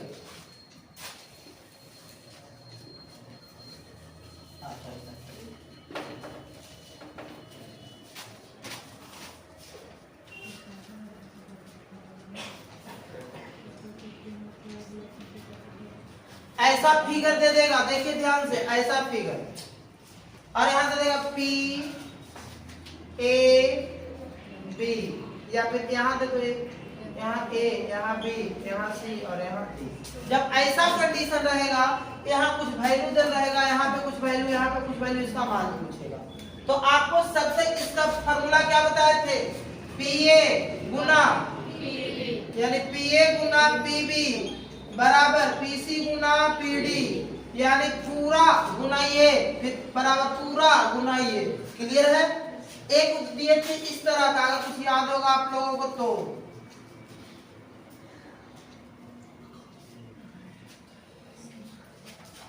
इस तरह के दिए थे, यहाँ P, यहाँ पे T, यहाँ पे A, यहाँ पे B, इस तरह का। और इस तरह का प्रश्न जब आएगा तो आपको इसका एक बनता है PT² बराबर PA गुना PB, याद है? अरे कुछ नहीं, ये अगर पूछ दिया तो इस रूप में तेल रहेगा। अगर ये सपोज मान लो ये 4 है और ये 5 है, 4 है और 5, तो पहले देखो पीए निकालेंगे। तो पीए यहाँ से लेके यहाँ तक तो कितना टोटल हो गया? 9। अब पी भी 9 चौके रूट स्क्वायर इस पे रूट लग जाएगा तो ये कितना? क्लियर है? यानी दोनों को गुना करके स्क्वायर रूट निकाल देना, वर्गमूल निकाल देना। क्लियर है? और इसमें क्या आएगा प्रश्न? तो कुछ थ्योरम है, सिद्ध करें। थ्योरम से पहले थोड़ा सा एक बात, एक ही चाप द्वारा अगर बने ये प्रश्न, अगर ये 20 डिग्री है तो ये कितना होगा? 40 डिग्री। कुछ याद है? बताए थे। या इधर रहेगा तो ये पूछ सकता है। क्लियर है बच्चा? क्लियर है? तो अगर ये 40 हो जाएगा, कितना हो जाएगा बच्चा? 40 हो जाएगा। और थ्योरम सुनिए जो हम बोल रहे हैं, सिद्ध करें कि क्या कि किसी बाह्य बिंदु से एक वृत्त पर खींची गई स्पर्श रेखाओं की लंबाई आपस में, हालांकि इसमें और जो पूछेगा आप लोग को लिखा दिया गया, आप लोग जाके देख लीजिएगा और बना लीजिएगा। क्लियर है? थ्योरम आएगा, थ्योरम आएगा। समझ में आ रहा है बच्चा? थ्योरम आएगा 5 नंबर वाला प्रश्न में आएगा। थ्योरम 5 नंबर वाला प्रश्न में आएगा। तो वृत्त यही है। रचनाएं, तो रचनाएं आप लोग को त्रिभुज वाला दे दे या फिर को वृत्त वाला दे दे। ज्यादा चांस है त्रिभुज वाला देने के, क्योंकि पिछला बार दिया था वृत्त वाला। तो त्रिभुज वाला वही बताए थे, बड़ा छोटा कुछ याद है? ज्यादा उम्मीद रखिए कि आप लोग कंस्ट्रक्शन बनाए हैं। अगर आप लोग इधर ही बन जाता कंस्ट्रक्शन में, इन ही नहीं करेंगे। क्लियर है? अब आते हैं थोड़ा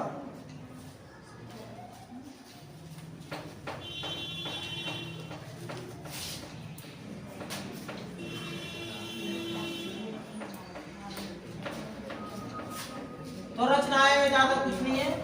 रचनाएं में बस एक 5 नंबर का सब्जेक्टिव आएगा जो आप लोग को बनेगा तो बनाइएगा, है ना?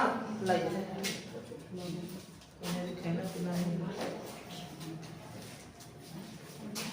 चलिए देखिएगा 12 नंबर चैप्टर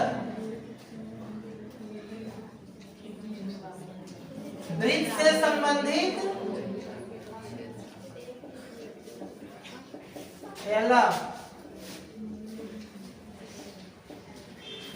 इसमें पहले फॉर्मूला जानेंगे होता क्या क्या है। त्रिज्यखंड का क्षेत्रफल ए वो फिक्स है।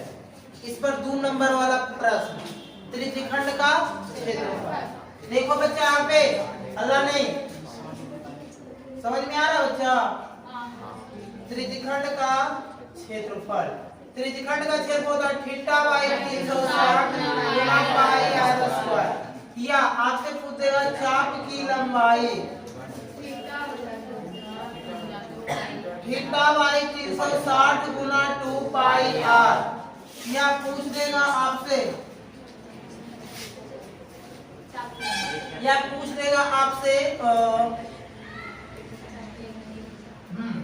वृत्त का एक चतुर्थांश का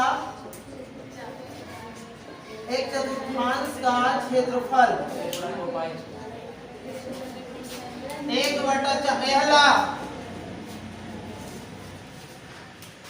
1/4 पाई आर स्क्वायर। क्लियर है? ये इसमें से कोई ना कोई एक 2 नंबर वाला प्रश्न में आएगा। क्लियर है? अब आओ क्या आएगा सर? तो आपको बताया थे संगत दीर्घ चाप का क्षेत्रफल, बताया ना? त्रिज्यखंड का क्षेत्रफल, लघु त्रिज्यखंड का, लघु वृत्तखंड का, ये सब तो आप लोग को पता है। इस ऐसा वाला प्रश्न आएगा एगो तो बना लोगे। एक आएगा घड़ी वाला प्रश्न, घड़ी वाला। तो घड़ी वाला में आप लोग जाने बोलेगा कि मिनट की सुई की लंबाई 14 सेंटीमीटर है, तो 5 मिनट द्वारा रचित क्षेत्रफल ज्ञात करें। मतलब 5 मिनट में कितना चला। जैसी मिनट का सुई जो है वही आपका त्रिज्या हो जाएगा। क्या हो जाएगा? त्रिज्या। अब त्रिज्या है तो इसमें त्रिज्यखंड का क्षेत्रफल भी निकालेंगे, क्योंकि 5 मिनट में चलेगा वो त्रिज्यखंड ही होगा। क्या होगा बच्चा?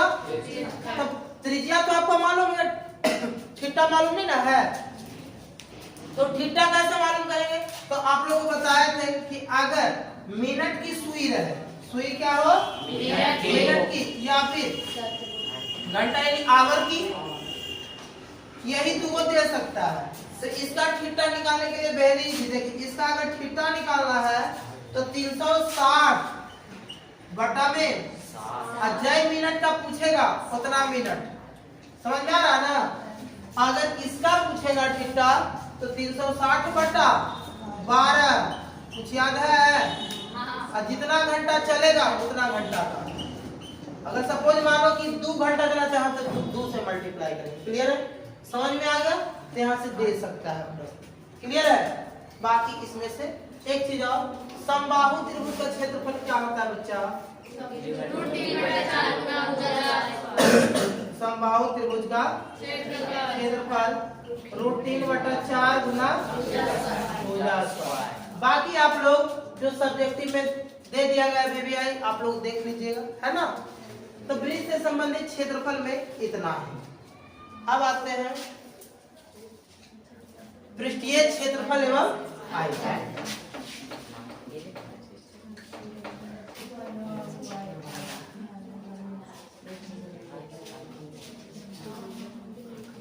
पहला थोड़ा देख लो रे, अभी भी वही हाल है।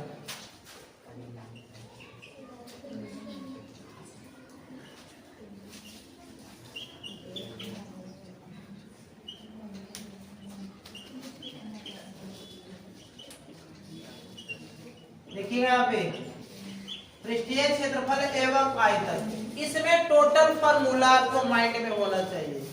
टोटल फार्मूला होना चाहिए माइंड में, और नॉर्मल देगा। जानो थोड़ा सा फिर से चलते हैं, भला मत करिएगा। घन का आयतन भुजा क्यू, घन का पृष्ठीय वक्र पृष्ठीय क्षेत्रफल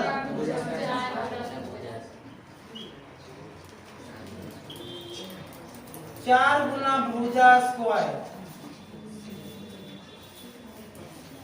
घन का कुल पृष्ठीय क्षेत्रफल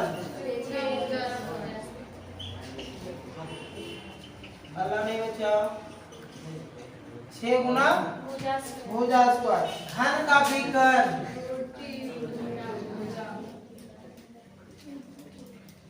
यहाँ देखिएगा √3 गुना भुजा।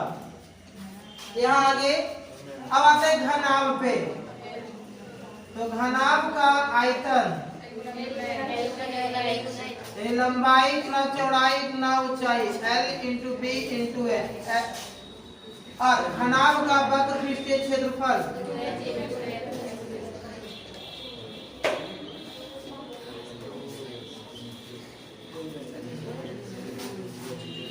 2 × L + B × H, या 2H × L + B जो बोलो, है ना। घनाभ का कुल पृष्ठीय क्षेत्रफल इसका होता है 2 × LB + BH + HF। क्लियर है बच्चा? घनाभ का विकर्ण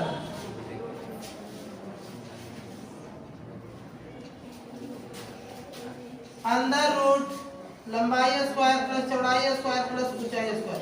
ये छाप लो, ये आएगा 1 नंबर वाला प्रश्न में ऑब्जेक्टिव में। घनाभ का क्या विकर्ण, अगर भुजा ABC रह तो अंदर रूट A² + B² प्लस अगर LBH रहता है LBH L² + B² plus H²। ये तो अब आते हैं बेलन पे। बेलन का आयतन πr²h। बेलन का वक्र पृष्ठीय क्षेत्रफल 2πrh। बेलन का कुल पृष्ठीय क्षेत्रफल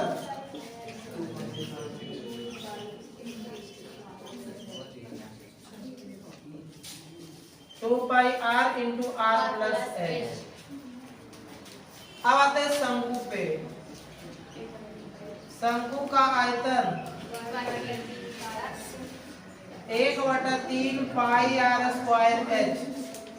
शंकु का वक्र पृष्ठीय क्षेत्रफल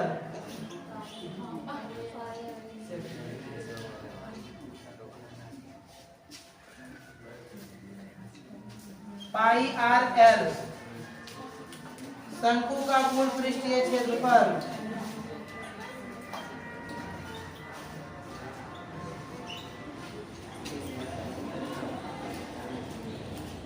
pi r into r plus l. और अगर इसकी तिर्यक ऊंचाई बोलेगा तो अंदर root l h square plus r square. Clear है? अब आते हैं गोला पे। गोला का आयतन 4/3 पाई आर क्यूब है ना। गोला का पृष्ठीय क्षेत्र होता है एला। गोला का पृष्ठीय क्षेत्रफल नहीं जा पढ़ना है तो जा सकते हो 4 पाई आर स्क्वायर। अब गोला में बस इतना ही दूर होता है। अर्ध गोला में अर्ध गोला का आयतन 2/3 2/3 पाई आर क्यूब है ना। अर्ध गोला का वक्र पृष्ठीय क्षेत्रफल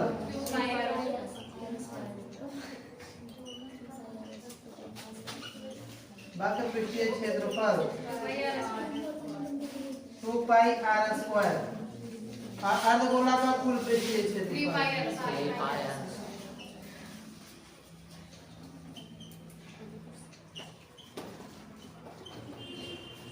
3 पाई आर स्क्वायर। अब आते हैं थोड़ा सा शंकु का छिन्नक।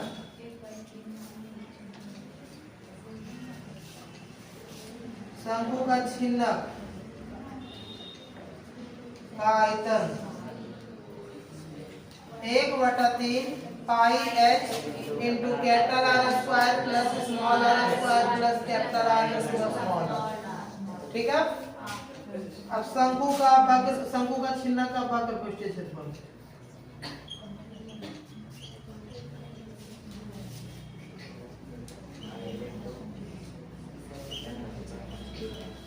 इसका होता है pi into capital R minus small R into L. यही होता है ना। Capital R minus small R into L minus plus होता है कैपिटल आर। ठीक है? अब आते हैं शंकु का कुल शंकु के छिन्नक का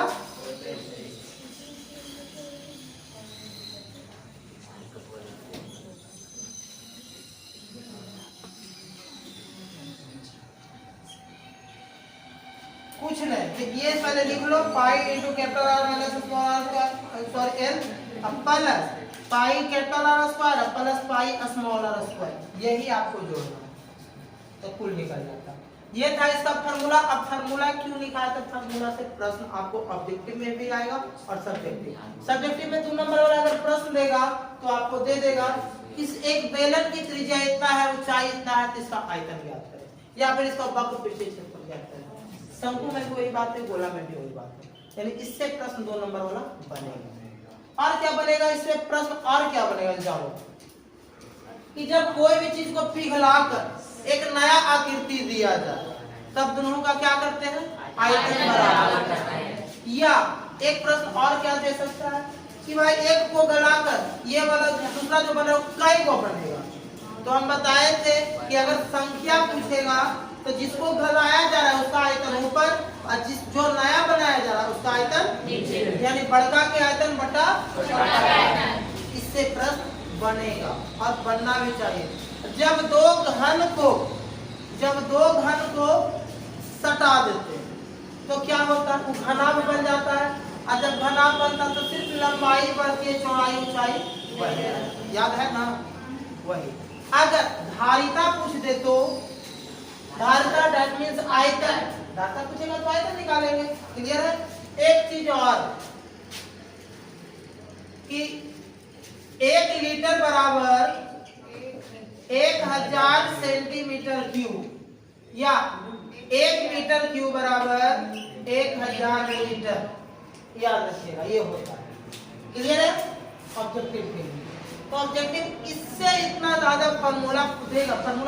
इसमें से 2-3 फार्मूला देगा।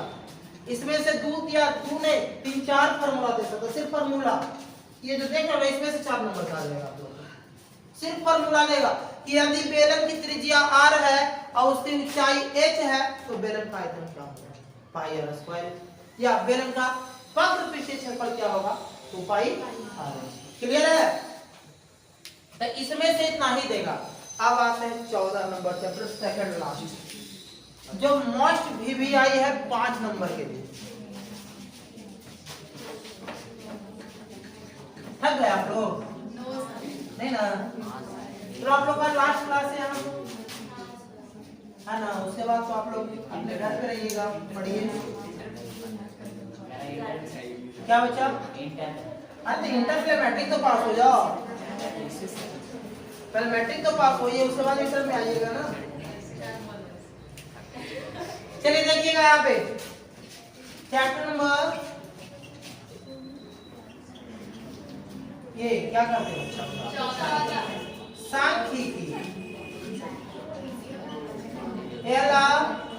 वाला नहीं, सांख्यिकी में 3 चीज पढ़ना है, माध्य, माध्यिका, बहुलक। और 5 नंबर के लिए बहुलक या माध्यिका में से एगो फिक्स है, एगो फिक्स कर देखिए, वो देगा कंफर्म देगा। एक 5 नंबर वाला क्या, बहुलक या फिर माध्यिका।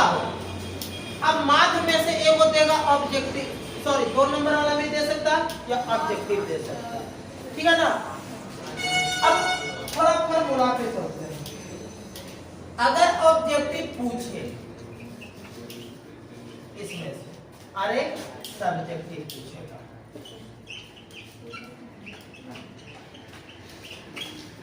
चलो ऑब्जेक्टिव क्या पूछेगा, तो इस फॉर्मूला पे पूछेगा, माध्य बराबर कुल योग बटा कुल संख्या। हालांकि इससे मान पूछेगा, हालांकि इससे मान पूछेगा, हाँ ये पूछ सकता है कि प्रथम 5 लगातार प्राकृत संख्या का माध्य क्या होगा। सिंपल सी, प्रथम लगातार 1 2 3 4 5, सबकी गैपिंग समान है बच्चा, बीच में जो तुझे आंसर मार दे, या सबकी गैपिंग जब समान रहे, अब माध्य पूछ दे तो इसको और इसको जोड़ के दूसरे भागा दे दे, पहला और अंतिम माप और दूसरे भागा दे दे, ये है तरीका। या जब कुछ नहीं बुझा सब को जोड़ के जितना नंबर वाला भागा दे। क्लियर है? अब आता है, अब सुनिए, बहुलक मोस्ट VVI ऑब्जेक्टिव में छपेगा, क्या छपेगा तो जानिएगा। तो बटन दे देगा, बटन दे देगा और बोलेगा कि बहुलक क्या, बहुलक निम्न में से क्या होगा, तो जो सबसे ज्यादा बार आएगा वही बहुलक होगा। सबसे ज्यादा बार जो आंकड़ा सबसे ज्यादा बार आया हो,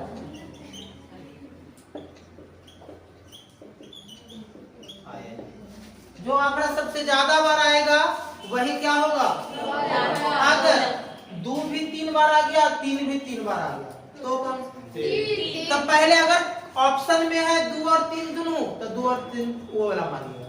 अगर ऑप्शन अलग अलग है, 2 भी है 3 भी है, तो दोनों में कंफ्यूजन होगा। तो आपको जिसमें बड़ा संख्या कौन है बच्चा, तो 3 को मारिएगा, 3 को बड़ा संख्या को मारिएगा। क्लियर है? तो ये हो सकता है। और माध्यिका, तो माध्यिका होता है एक सम के लिए और विषम के लिए। तो विषम क्या है सर, तो आप सबसे पहले अगर ऑब्जेक्टिव में देगा माध्यिका निकल, हालांकि देगा नहीं हमारे ख्याल से, लेकिन दे देगा, तो सबसे पहले आंकड़ा को आरोही क्रम या अवरोही क्रम, यानी बढ़ते क्रम या पहले लिख लेंगे और उसके बाद उसको काउंट करें, कई बार 1 2 3 4 ऐसे कभी काउंट करिए। अगर विषम आएगा, क्या आएगा बच्चा, देख तब सिंपल सी माध्यिका के एक बताते हैं। इसमें सबसे पहला काम क्या करोगे, आरोही या अवरोही क्रम, आरोही या अवरोही क्रम में लिख दोगे। अगर जैसे 1 2 3 4 5 वैसे संख्या दे रहेगा, पहले सरिया पे लिख लेंगे। तो अगर सरियाने के बाद अगर सरियाने माध्यिका पूछा तो बीच वाला आंसर, जो पीछे में आएगा वो आंसर, अब सुनो तो, ये विषम के लिए हुआ, 5 को ना हुआ, 1 2 3 4 5, 5 को मैं फुटते रहते बिचवार को। अगर सम रह गए 1 2 3 4 5 6 को संख्या रह गई, जैसे इसमें 6 को संख्या तो क्या करोगे, बीचे वाला 2 को 2 गने से निकाल दे, 2 गने से निकाल दे, ये 2 को बच गए, ये दोनों को क्या कर देना, जोड़ के और 2 से भागा दे देना, आंसर। समझ में आया कि नहीं? दोनों पहले, सबसे पहले क्या करना, आरोही क्रम या अवरोही क्रम में पहले सरिया के लिख लेना, अगिन लेंगे। अगर सम है तो ये वाला दोनों को बीच में जोड़ के 2 से भागा, विषम है तो बीच वाला आंसर। समझ में आ रहा? ये ऑब्जेक्टिव के लिए। अब आते हैं सब्जेक्टिव, मोस्ट वीवीआई 5 नंबर। सबसे पहले तो माध्य पे आते हैं बच्चा। तो माध्य बराबर से बताए थे सिग्मा fx बटा सिग्मा f, जहां f है बारंबारता और x है वर्ग चिन्ह और fx दोनों को गुणनफल है, ये तो पता होगा। या एक कल्पित माध्य देता है, कल्पित कल्पति नहीं, कल्पित माध्य। अल्लाह ने विचारते कल्पित माध्य बराबर बताए थे a plus sigma f i d i sigma f i। ये बोले थे क्या? अब a क्या है जो आपको पता है, d क्या है जो पता है, d बराबर फार्मूला ही बदले di बराबर a माइनस xi, यही ना बदलेगा, a माइनस xi। हालांकि कम चांस है, चांस सबसे ज्यादा बहुलक और माध्यिका का है। 5 नंबर फिक्स कर लेना बच्चा, बहुलक और अगर बहुलक पूछ दे तो बहुलक का formula n plus f1 minus f0 बटा 2f1 minus f0 minus f2 into h। अब सबसे बड़ी बात है कि कौन किसको क्या कहते हैं, ये भी तो जानना जरूरी है ना, किसको क्या कहते हैं। तो उसको जानने से पहले ये तो जान लो ना कि बारंबार मतलब बहुलक वर्ग कौन सा होगा, बहुलक वर्ग। तो सबसे अगर याद हो तो आप लोगों को बताया था कि बहुलक वर्ग क्या होता है, कि जिसकी बारंबारता सबसे अधिक हो। बारंबारता देखेंगे जो सबसे बड़ा रहेगा उसको आप लोग ऐसे करके घेर लेना, कुछ समय में चाहे कि जो घेर लेना घेर लोगे। अब घेरने के बाद उसको सरिया के लिख लो। अब a क्या है, f1 क्या है, f0 क्या है, f2 क्या है, h क्या है, यही 5 कंडीशन ना। तो जो घेरिएगा ना उसमें वो बहुलक वर्ग कहलाता है। क्या कहलाता है? और l होता है बहुलक वर्ग की निम्न सीमा। निम्न मतलब छोटका, जैसे अगर हम मेरे गले 20 25 तो कौन होता है 20 निम्न सीमा। और निम्न सीमा चेक कर लेके भेज देता है, ऐसे बोल देगा, एक ऐसे दे देगा, एक बारंबारता में बोलेगा निम्न में इसकी बहुलक वर्ग की निम्न सीमा कौन है, तो पहले बहुलक वर्ग चुनेंगे उसके बाद निम्न सीमा चुनेंगे। क्लियर है? या बहुलक वर्ग कौन है, तो बहुलक वर्ग आप लोग देख लो जिसकी बारंबारता क्या हो अधिक। f1 क्या है, बहुलक वर्ग की बारंबारता जो यहाँ पे रहेगा, है ना, बहुलक वर्ग की बारंबारता। f0 तो f के पहले 0 आवे, बहुलक वर्ग की ठीक पहले वाले वर्ग की बारंबारता। f2 तो एक के बाद आवे, ठीक लिखा ना, हाँ, बहुलक वर्ग की ठीक बाद वाले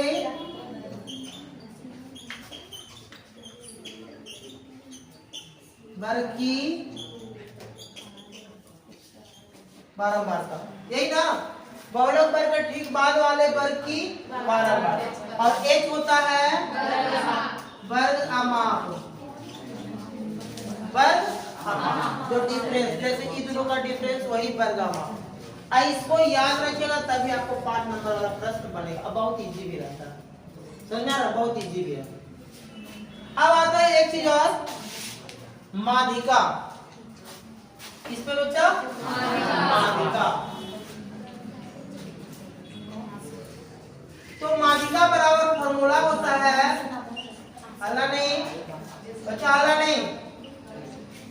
सुनाई पड़ रहा है ना? L प्लस n बटा 2 माइनस CF बटा F गुना। अब इसमें भी जैसे इसका वर्ग बहुलक वर्ग चुने ना, इसमें हम क्या कौन सा वर्ग चुनेंगे? माध्यक वर्ग। तो माध्यक वर्ग किसे कहते हैं? तो सबसे पहले n बटा 2 निकालेंगे। क्या निकालेंगे? अब n बटा 2 का मान जो आएगा ना, उस संचयी बारंबारता में देखेंगे, और जो अधिक हो और सबसे नजदीक है ना, बता दिया। और उसके बाद इसका वैल्यू रखना। n बराबर क्या हो जाएगा? माध्यक वर्ग की निम्न सीमा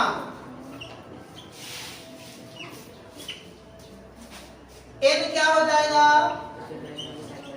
बहुलक वर्ग की बारंबारता, सॉरी n बोल सकते प्रेक्षणों का संख्या, या हाँ प्रेक्षणों की संख्या बोल दो, या बारंबारता की संख्या बोल सकते हैं। बारंबारता का कुल योग, बारंबारता का कुल योग हलाने बचा। अब आता है CF। तो CF बहुलक वर्ग के ठीक पहले वाले वर्ग की संचयी बारंबारता, है ना? बहुलक वर्ग के ठीक पहले, सॉरी बहुलक नहीं, माध्यक ना, माध्यक वर्ग, माध्यक वर्ग के ठीक पहले वाले वर्ग की संचयी बारंबारता।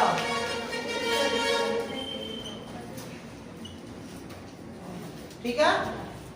अब आते हैं एक क्या होता है F, माध्यक वर्ग की बारंबारता।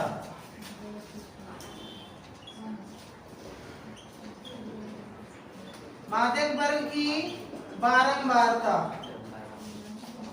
और H तो पता है, वर्ग अमाप, वर्ग अमाप।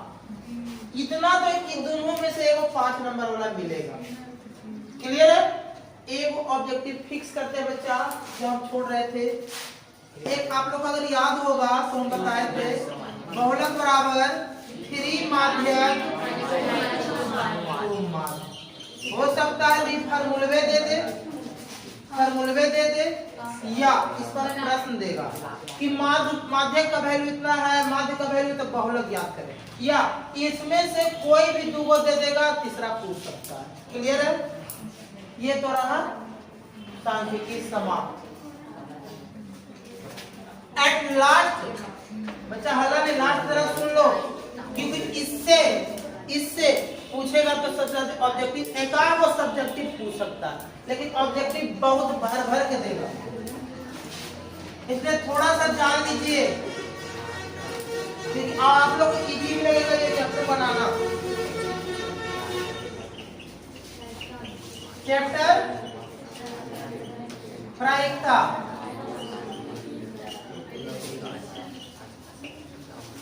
प्रायिकता जानिएगा कि प्रायिकता में पूछ क्या क्या सकता है। पहला तो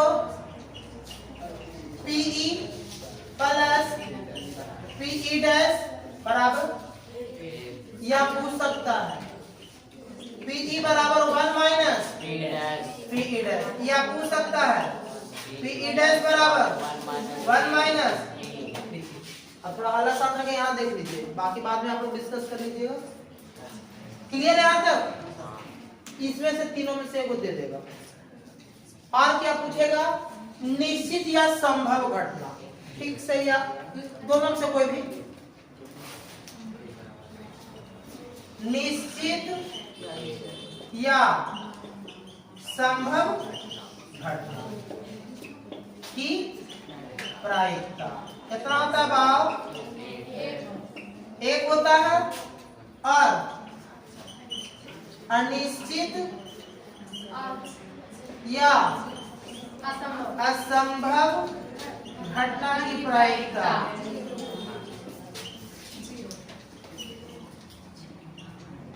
0। ये सब फिक्स है। एक निम्न में से कौन सी प्रायिकता घटना की प्रायिकता नहीं हो सकती। तो कौन नहीं होता है? जो 0 से छोटा मतलब माइनस में चला जाए, या 0 से सॉरी 1 से बड़ा, जैसे 1 पॉइंट कुछ, या ऊपर बड़ा और नीचे छोटा अगर है तो वह नहीं हो सकता है। यानी हम कह सकते हैं प्रायिकता का परास, प्रायिकता का एक रिलेशन ही दे देता है। पीई जो है 0 से लेकर 1 तक तो होता है, इतनों का बराबर होता है ना, तो ऐसे दे सकता है। लेकिन 0 से क्या होगा? बड़ा, लेकिन 1 से क्या होगा? छोटा। तो इस तरह का आपको मिलेगा। 1 से छोटा है तो ठीक तो है, 1 से छोटा 0 से होता है ना, तो ये आपको माइंड में होना चाहिए रिलेशन, डायरेक्ट ये रिलेशन दे देता है। और इसमें क्या पूछेगा? 2 सिक्का को एक साथ उछालेंगे तो कितना परिणाम? 3 सिक्का को एक बार उछालेंगे तो 8। यानी जितना, देखो अगर सिक्का वाला प्रश्न आया तो सिक्का में कई परिणाम? 2 सिक्का में 2 परिणाम। असंख्या जाएगा सिक्का रहेगा उतना पावर में दे देना। जैसे अगर 3 सिक्का तो 2 पे पावर 3 यानी कितना? 8। अगर पासा की बात आ जाए, पासा यानी डाइस जिसको कहते हैं, तो डाइस में कई परिणाम? 6। और अगर 2 डाइस बोलेगा मतलब जैसे यहाँ पे संख्या दे देंगे, देखो डाइस रहेगा, यानी 2 डाइस रहेगा तो 36 परिणाम। 36 कौन कौन? 1 1 1 2 1 3 ऐसे करके बताया थे। इसमें ही बोल देगा कि 2 सिक्का को एक बार उछाला जाता है, एक हेड आने की प्रायिकता फिक्स है, ये सब देगा। एक चित आने की प्रायिकता दे सकता है। 2 पासा को एक बार फेंका जाता है तो दोनों पासों पर समान अंक आने की प्रायिकता दे सकता है। 1/24 का आंसर डायरेक्ट है। और क्या दे सकता है? दोनों पासों का योगफल 10 है, दोनों पासों का अंतर 2 है। तो जब 2 पासा ऐसा वाला प्रश्न आएगा तो पहले 36 लिख लेना और उसके बाद बनाएंगे, ठीक है ना? ठीक है ना? और क्या आ सकता है इसमें से? तो बहुत इंपॉर्टेंट, ताश, प्लेइंग कार्ड। फिर से जरा एक बार रिवाइज कराते हैं। ताश में कुल कितना पत्ती? कुल 52 पत्ता, जिसमें लाल रंग का कितना पत्ता? 26 पत्ता। जो कौन कौन होता है तो बता देते हैं, लाल पान और ईंट, लाल पान और ईंट, ये भी 13 हो और ये भी 13 हो, यही ना। अगर काला रंग की बात बोलेगा तो काला रंग भी कितना? कौन कौन? हुकुम और चीड़ी, ये भी 13 गो और ये भी 13 गो। अब हल्ला नहीं, सबसे जरूरी जो बात है तस्वीर वाला पत्ता, तस्वीर वाला पत्ता जिसको हम लोग कहते हैं फेस कार्ड। तो तस्वीर एक टाइप में 3 गो होता है फेस कार्ड, तो कुल्हड़ में कितना हो जाएगा? कई पत्ता? 12 पत्ता। अगर बोल दे लाल रंग का तस्वीर वाला पत्ता तो कई गो? 6 गो। काला रंग का तस्वीर वाला पत्ता 6 गो। बोल सकते हो ना? इक्का कई गो टोटल में? 4 गो। 4 गो इक्का, 4 गो बेगम, सारा ये सब याद रखना है ना। और ये भी बताए थे आप लोगों को कि लाल रंग का इक्का कई गो? 2 गो। काला रंग का इक्का 2। यही सब है ना। तो इतना से ज्यादा आप लोगों को ऑब्जेक्टिव में नहीं आएगा। हाँ, एक चीज और बहुत इंपॉर्टेंट, संचयी बारंबारता वक्र क्या कहलाते हैं? आप लोग को बढ़िया से पता होगा, लिख देते हैं थोड़ा सा। ये तो उसी में था, ये सांख्यिकी में था बच्चा, सॉरी। संचयी बारंबारता वक्र क्या कहलाती है? तो त्वरण कहलाती है। बाकी आप लोग बना सकते हैं, परिसर बराबर उच्च सीमा माइनस निम्न सीमा, वर्ग चिन्ह बराबर उच्च सीमा प्लस निम्न सीमा बटा में 2, ये सब आप लोग कर सकते हो। क्लियर है? तो इतना आप लोग जाकर रिवाइज करिएगा, है ना। और सब्जेक्टिव जैसे थ्योरम हो गया, सारा थ्योरम के एक नजर देख लीजिएगा। प्रूफ करने वाला जो त्रिकोणमिति बोले हैं, एक नजर देख लीजिएगा। क्लियर है? क्लियर है बच्चा? तो आज के लिए इतना ही। Yes sir.